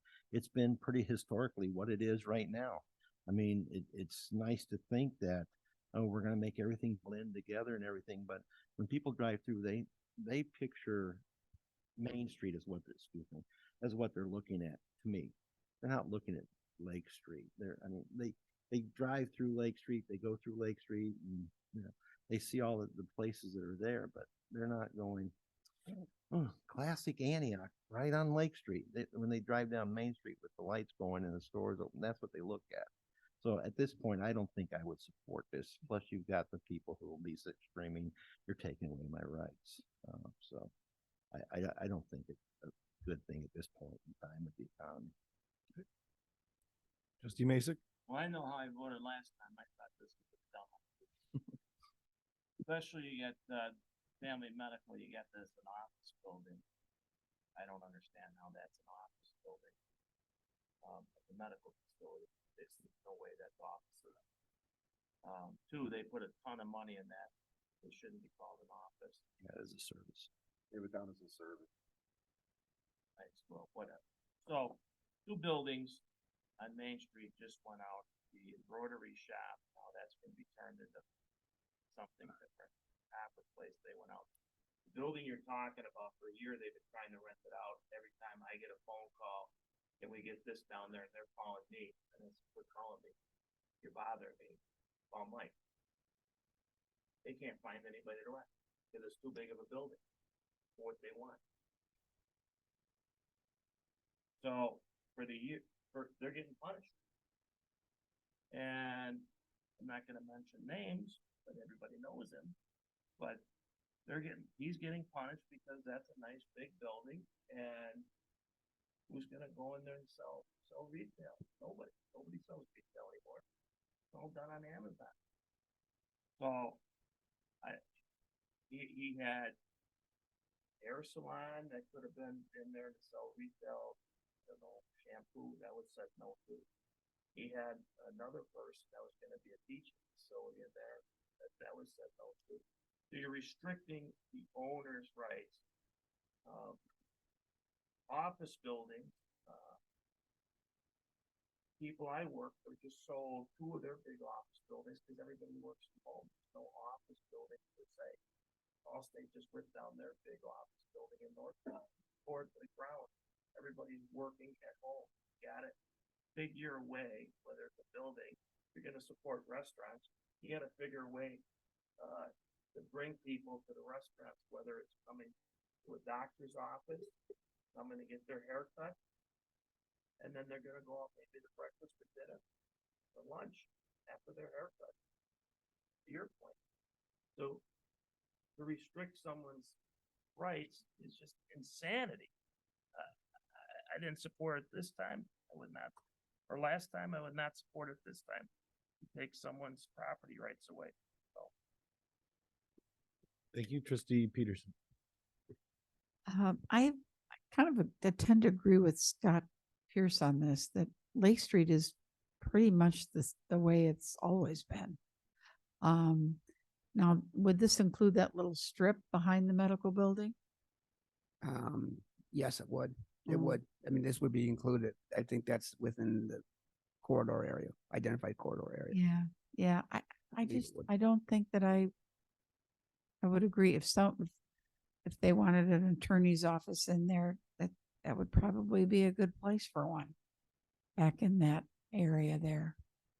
I don't know that I would do this to Lake Street. Okay. All right. Well, I appreciate the input. I think I have a general direction. Yeah. Okay. Yeah, thank you. Okay. Thank you. Yes. Thank you, Director Garrigan. All right.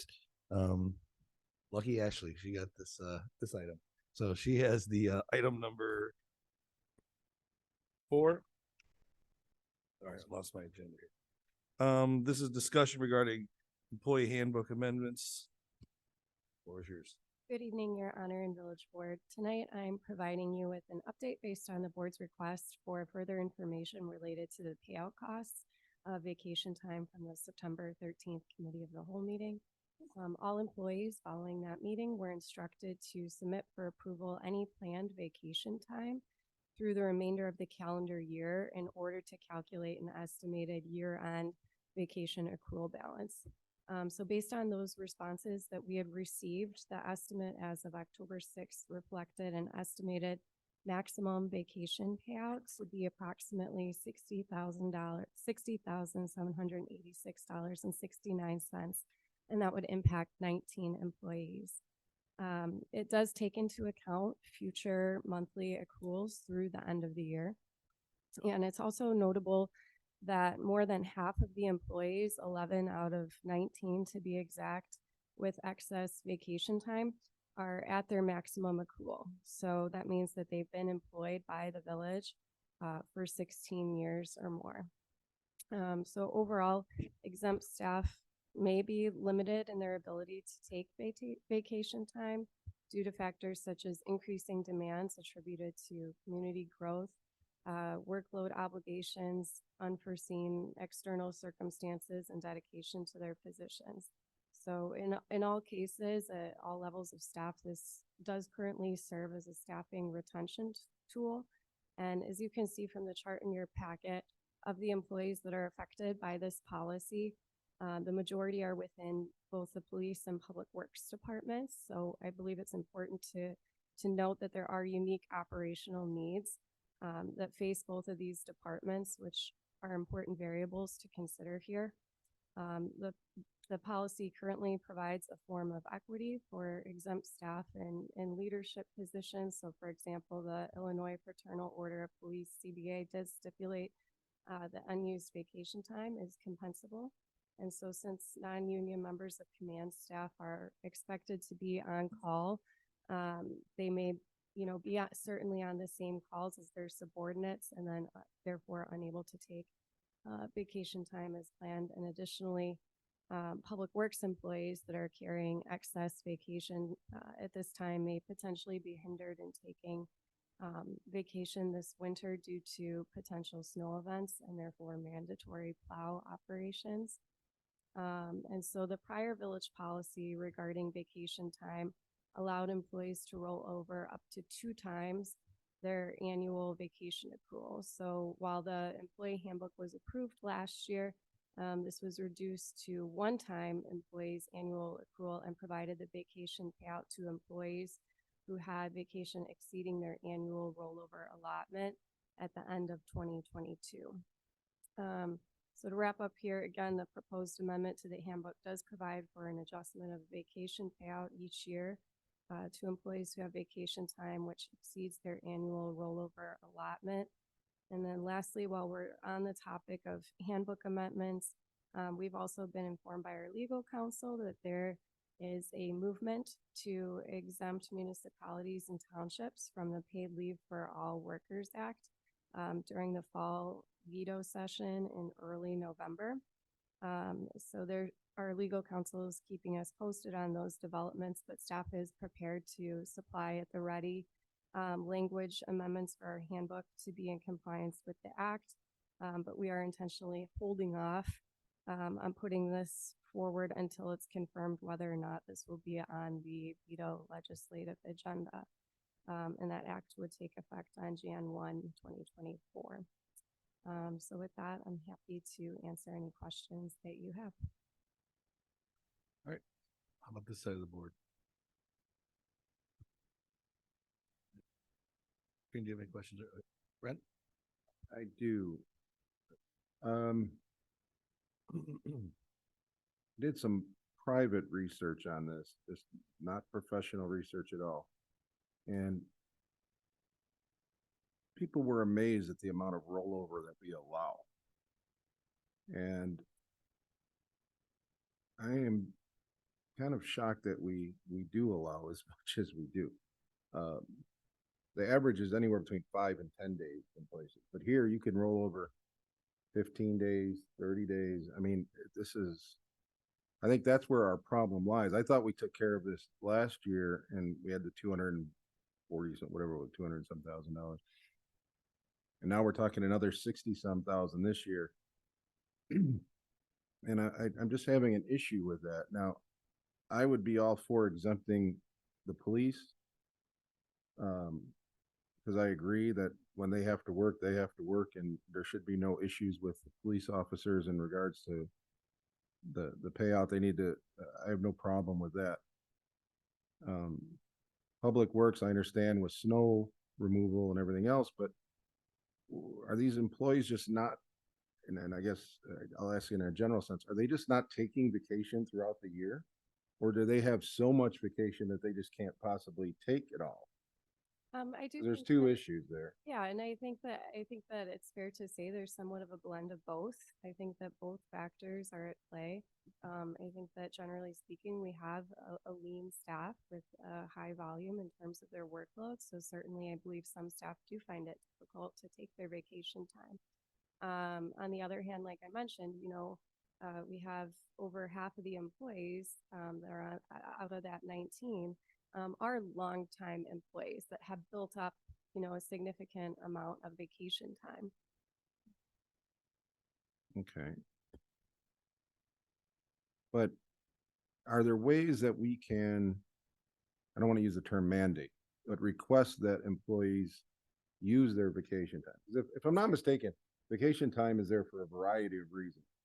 And it makes, I mean, people when they get off, I mean, I know when I take vacation, it gives me a breather, it gives me a second wind type of thing. I understand people sometimes, can't afford to go on vacation, so they stay home. I get all that.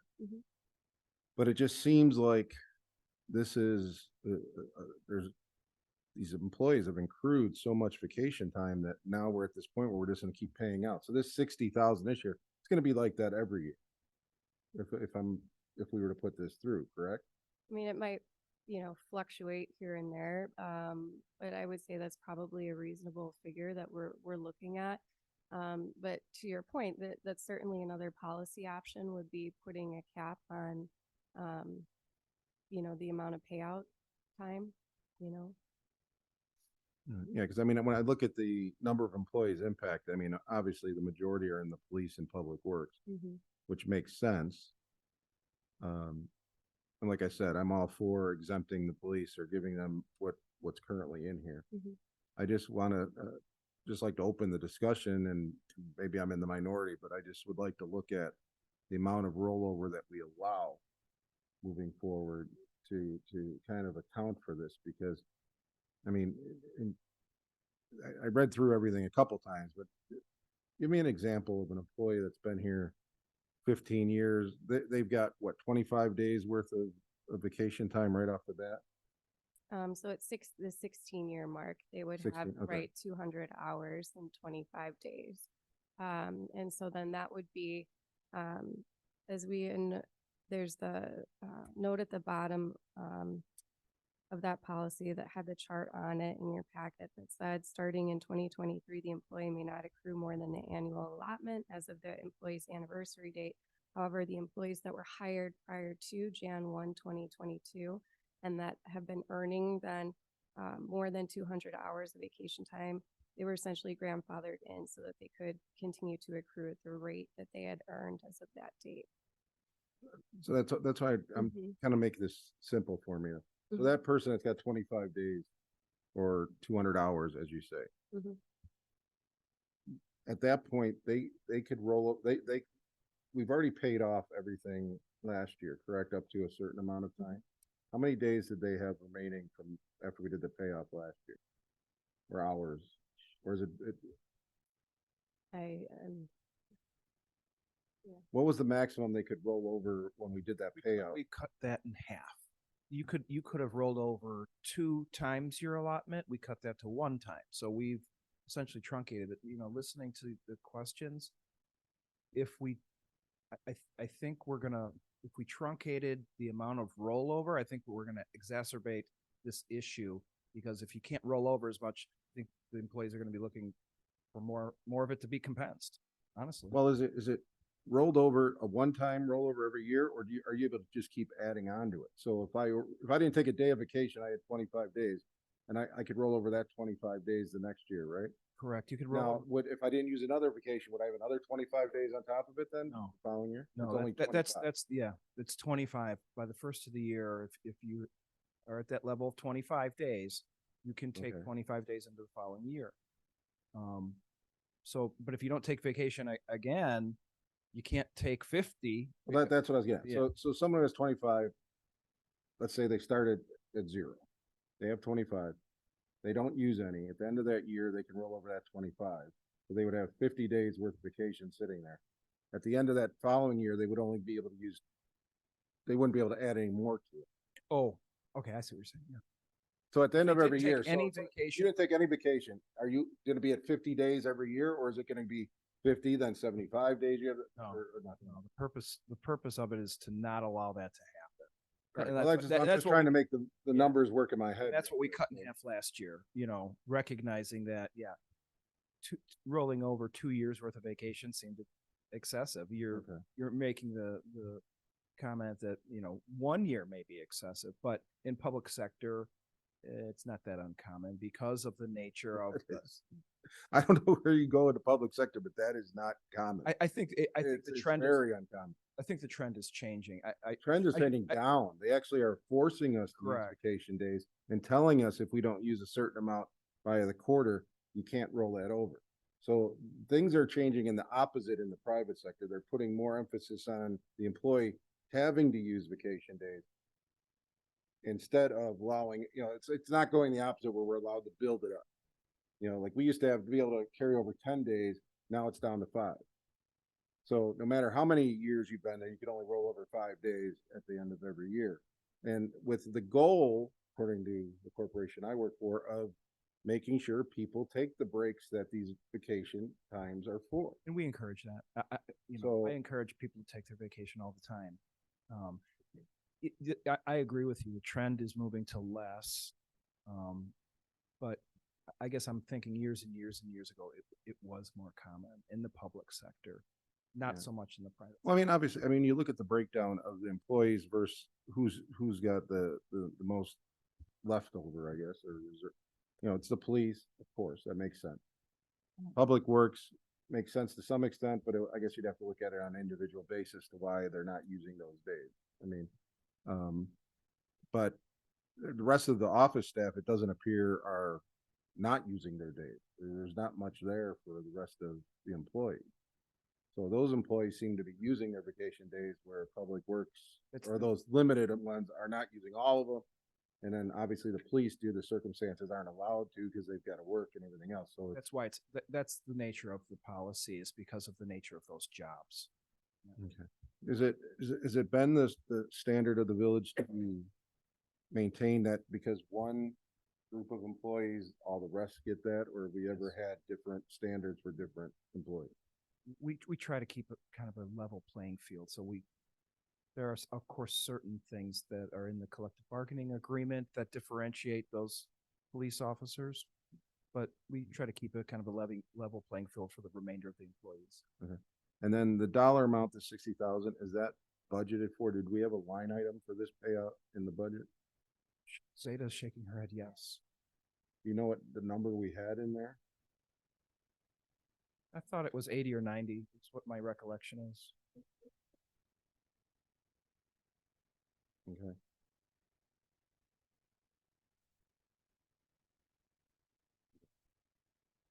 That's all at this time. All right, thank you, Trustee McNeil. I think trustee Bluthardt's question maybe helped me, because I know I've been emailing Ashley Eccles all day long with my bad math skills, trying to figure out if employee A has this many hours. But I think I understand now, if that hypothetical, we have the 50, you can roll that 50 over, but we can't keep 50, 75, 100. It stops after that one rollover, correct? Am I understanding that? Okay. Yeah, it's a tough call, because I know as a private small business owner, I never get to take vacation. And when my staff comes to me and they're like, you know what, could we cash in our time? I'm like, yes, because that means I'm not working until midnight or having to hire in temps and things flow smoothly, but I'm also not running a village, in that aspect, and spending taxpayer dollars. But it's something I would be interested in, because I do think it helps people and it makes things flow more smoothly for the village. So I'm not necessarily opposed to it, as long as we have restrictions and caps and that we budgeted for it.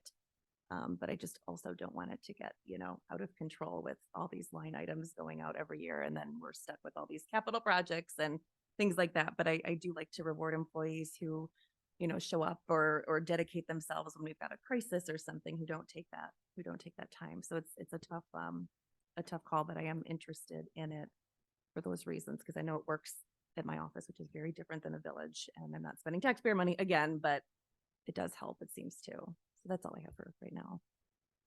Trustee Pierce? I hope you don't mind, Colonel Heddick, if I ask you, what is the military policy? When I was in, it was like you got 30 days a year. And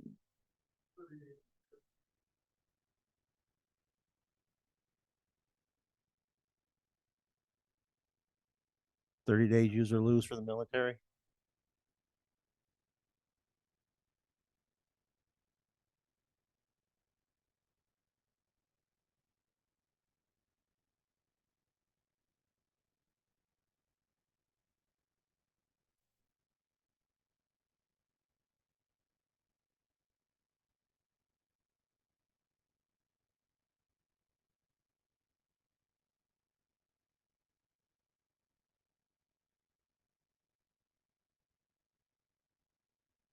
You could roll over 30 days, or you just had 30 days every year? Okay. Okay. Thank you. So that's the military and that's what I was used to a long time ago, real long time ago. And in the civilian world, I've gone from where I got 6 weeks to a company bought us and said, no, you get 4 weeks. And then they said, you use or lose 180 hours a week or a year. So that's use or lose for me. And then during COVID, they said, oh, by the way, you're accruing too much with COVID and we're going broke with all the money we're putting out and the liability on our asset sheet. So every quarter you got to use a week of vacation. That was during COVID. Now we're not doing that anymore. But I'm getting weekly emails saying, you need to take vacation. You need to take vacation. And every other employee is, because vacation isn't about compens and how much you can get at the end of the year. Vacation's about when you have sick kids and you're taking care of your kids. Vacation's about when you want to go somewhere with your wife and your loved ones, or your husband and your loved ones, or your special person and your kids or whatever, and you want to go somewhere and just relax. Vacation's about getting away from the stress of being part of the village of Antioch for a little bit. Vacation is for vacation. It's not for how much money you can get paid at the end of the year. And people are getting 200. I didn't. That's nice. I don't think we should be paying out on excess leave. People should be taking leave. They should be taking care of themselves on top of taking care of the village, because if they don't take care of themselves, they're going to end up like me with a big slice down the middle, and they're going to be wondering whether they're living or dying, or they're going to be drinking too much, or they're going to be depressed, or they're people need to take vacation. So I think we need to have a policy that encourages that use of vacation. I don't think this encourages. I think this encourages somebody saying, I'm going to get extra money at the end of the year. So I have to do a lot of thinking on this. I don't personally agree with it right now. Trustee Masek? I'm a different thinker on this. I think if you're taking this away from commanders, the upper echelons of the police department, public works. So this is the triangle, public safety triangle part of it. You got public safety triangle, which I know you're familiar with. Public safety, police, and fire makes the public safety triangle. Police are called on, they drop stuff. They were just in Heron Harbor to help a kid that was messed up. And a good thing came to the end. They did it. But they may have sacrificed family members, dropped stuff, not knowing if they kissed their kid the last time. And if they get a little extra gosh darn money. We just lost an officer to Highland Park because they gave up their stripes and got a little extra money. But we're gonna sit there and say, no, we're not gonna pay you, Commander Joe Bob, Commander Jane. All the hard work you put the last 20, 25 years to Antioch. We're not going to pay you. If you want to bank your vacation time, we're not going to do that. Or Public Works for taking the extra time to make our streets safe or clean up after a car accident. Come in at 2 a.m. or stay after. It's just not the spirit of Antioch. The spirit of Antioch has always been, when I was here, you paid the Antioch police $18,000 a year, and you can go to North Chicago and make $25,000 a year. Underpaid. Antioch's always been underpaid, but they did other things. And now you want to take the other things away. So now we're going to have a morale problem. We're going to say, well, I can't do this. I can't do this. And some people bank vacation problems. I can think of a couple officers that bank their vacation time so they can get away a little earlier on their retirement or whatever. Or they need a little extra time for themselves because they saw a baby die. But they need that extra time to heal mentally. They don't need 2 weeks, 3 weeks. They need it a little longer. You don't know. You know, I've seen some bad stuff when I was on the rescue squad. Guy go through a windshield, decapitated. Police officers are there, and they see the worst. The kid blow his head off. They don't get over that. I still don't get over that. And I've been off it 25 years. I can remember the taste, the smell. Looking at a little girl's eyes that drowned, the blue eyes, blonde hair. Couldn't save her.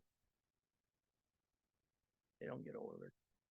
If you're going to say, I'm going to take your vacation time away, it's not the spirit of Antioch. Doesn't make sense. If you're going to take away all the hard work and good stuff they do. It's just not good government. I would not support anything. And Public Works, they're out there. Cold weather, digging holes. I can't dig a hole. But they're out there digging it. They're out there doing the hard work. And we're gonna sit there and we'll give money to an unknown for a facade program. But for the hard work these folks do, $69,000. Too much money, but we'll give an unknown $120,000. That makes 0 sense to me. They risk their life every single gosh darn day going up to a tinted window, not knowing they're going to come home to their wife and children. The side program, 120, 69,000. That's not the spirit of Antioch that we forget about our hard men and women in the police department and also in Public Works. It's the triangle. The triangle, we always constantly forget about the triangle. I reminded, and just like I said before, 8 years, my chair is ignored. So I would not be supporting this. People do vacation time and they bank it for a reason. Whatever that reason is, that's a personal reason. Not for us to challenge. People take different jobs for different reasons. And it might be at your job. I've never got 35 years. I've never had a vacation. Just like you've never had a vacation. I've never had a vacation. You got to work around it. You got to have your staff. So I don't know what a vacation is. I've never. Maybe a couple, 2, 3 times. All right. But that's it. So I wouldn't support taking anything away from the police officers or Public Works. Might as well say they got to work in no shoes. Public Works, no shoes, and they got to work with no tasers. So then they got to put themselves at risk. Makes 0 sense. Right, Trustee Peterson. And once again, I have to follow that. But I work at Warren Township. It's a government office, and we have to take our vacation time or we lose it. We have personal time. We have to take it or lose it. But we're fully staffed. There's more money in Gurney than there is here. There's a lot more business. And we're encouraged to take that time off just to get your head straight, to rest. And we don't have a police department, nor do we have a fire department. So I hear what Trustee Masick says, and I've seen so many nights that police officers are out. So many nights that we've had a water main break on our street. And they don't get to rest. They're out there, like you said. And a water main break never breaks in nice weather. It's always below 0. And they're out there for hours. So we aren't fully staffed. We know that. The police department isn't fully staffed. Our Public Works isn't. Our offices aren't. We know that. We're working with a skeleton crew, and we're asking them to do more. And there are times that they can't take off.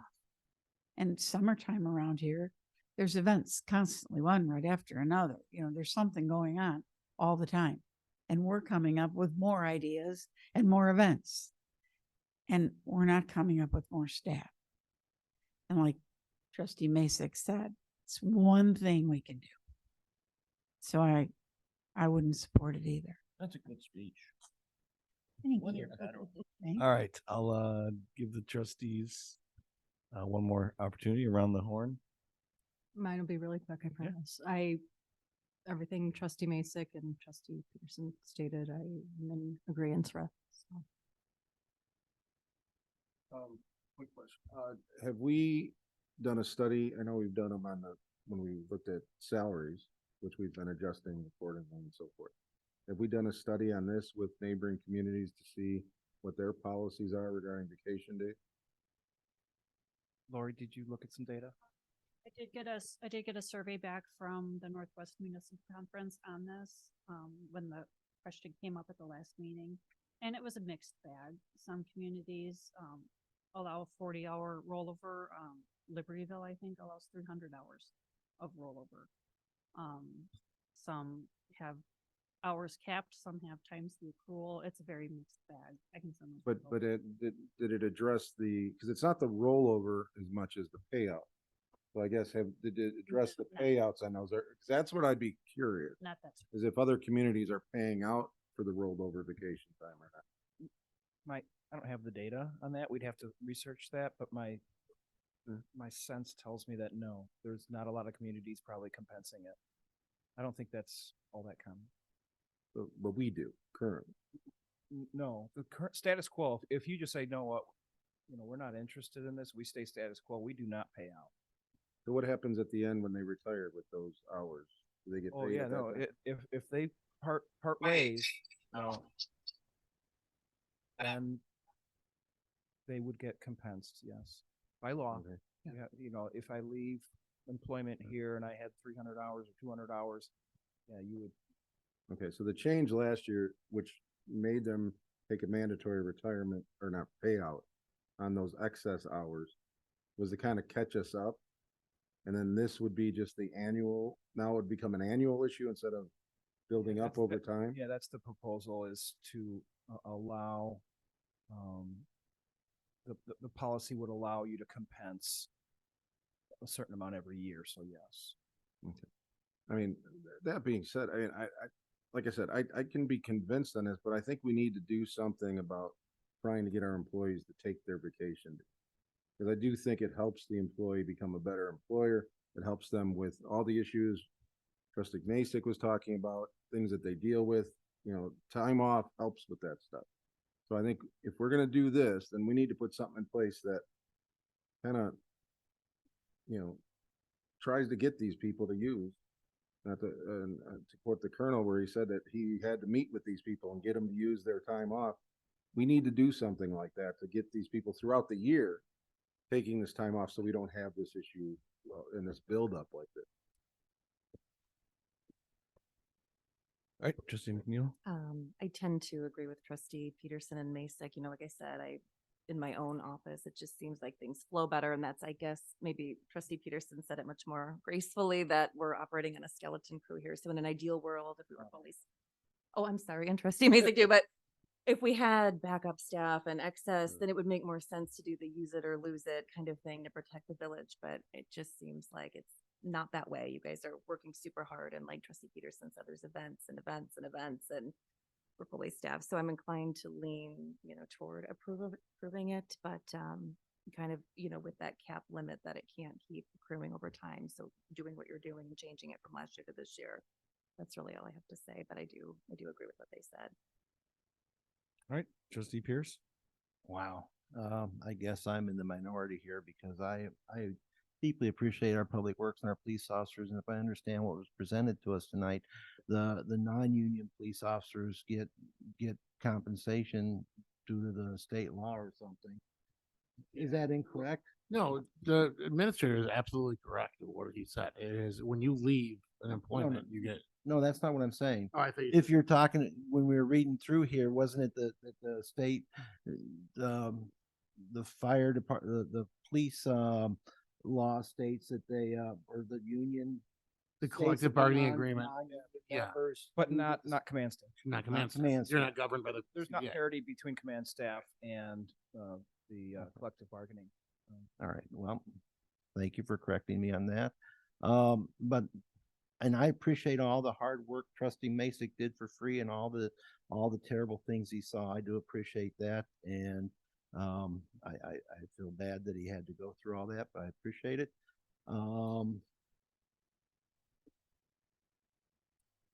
I still have this thought in my mind that something can be done about the accrual process and the vacation process. People need to take vacation.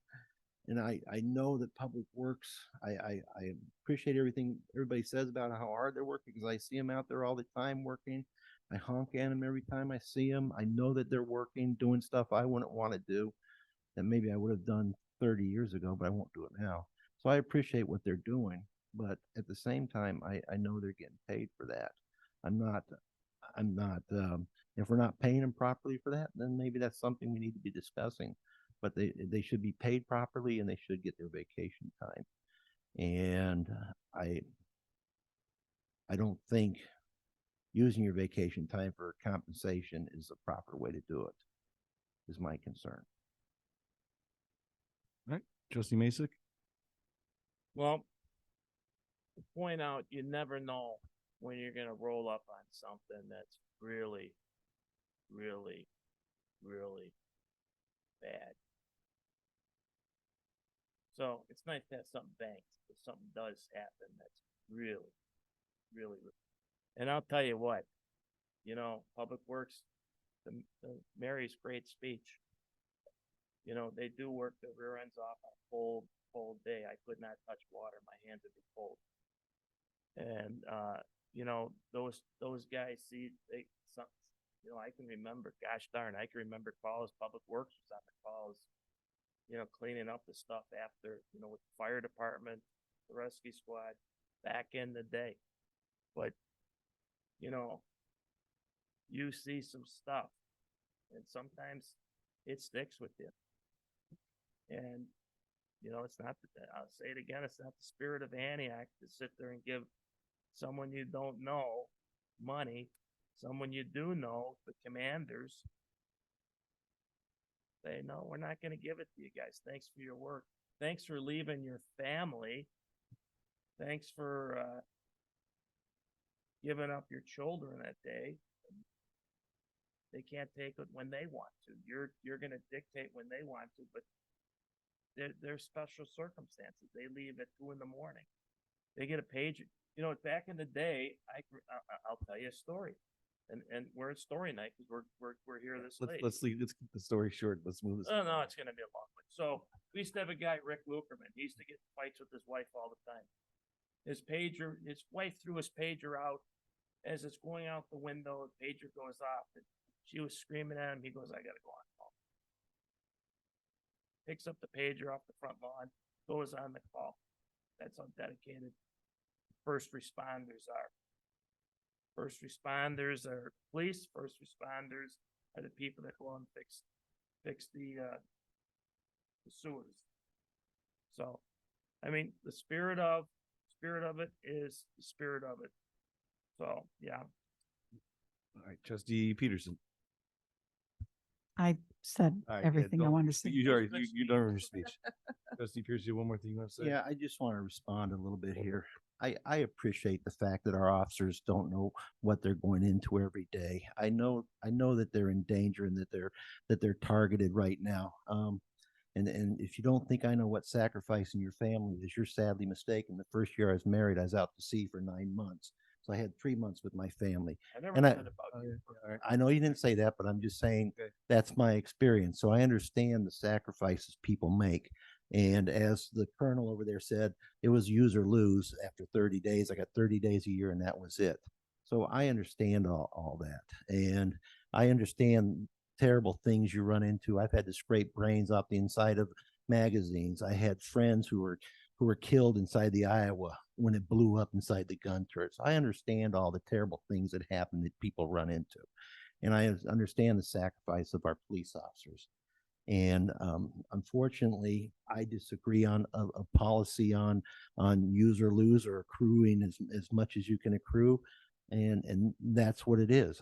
The board's, I'm counting votes here. The board's obviously going to vote past it. But I do think that to make a big speech about how or not I, but how people don't understand how terrible it is. I think everybody on here understands how terrible it is. So in the meantime, I don't agree with this policy. Can we move this to the next board meeting for a vote? All right. Thank you and good night. Anything else for the any executive session? Anything else discuss? If not, I'll entertain a motion to adjourn. Motion trustee Blue. Second. Second trustee Peterson. All in favor? Aye. Aye. Any opposed? Meeting's adjourned at 10:31.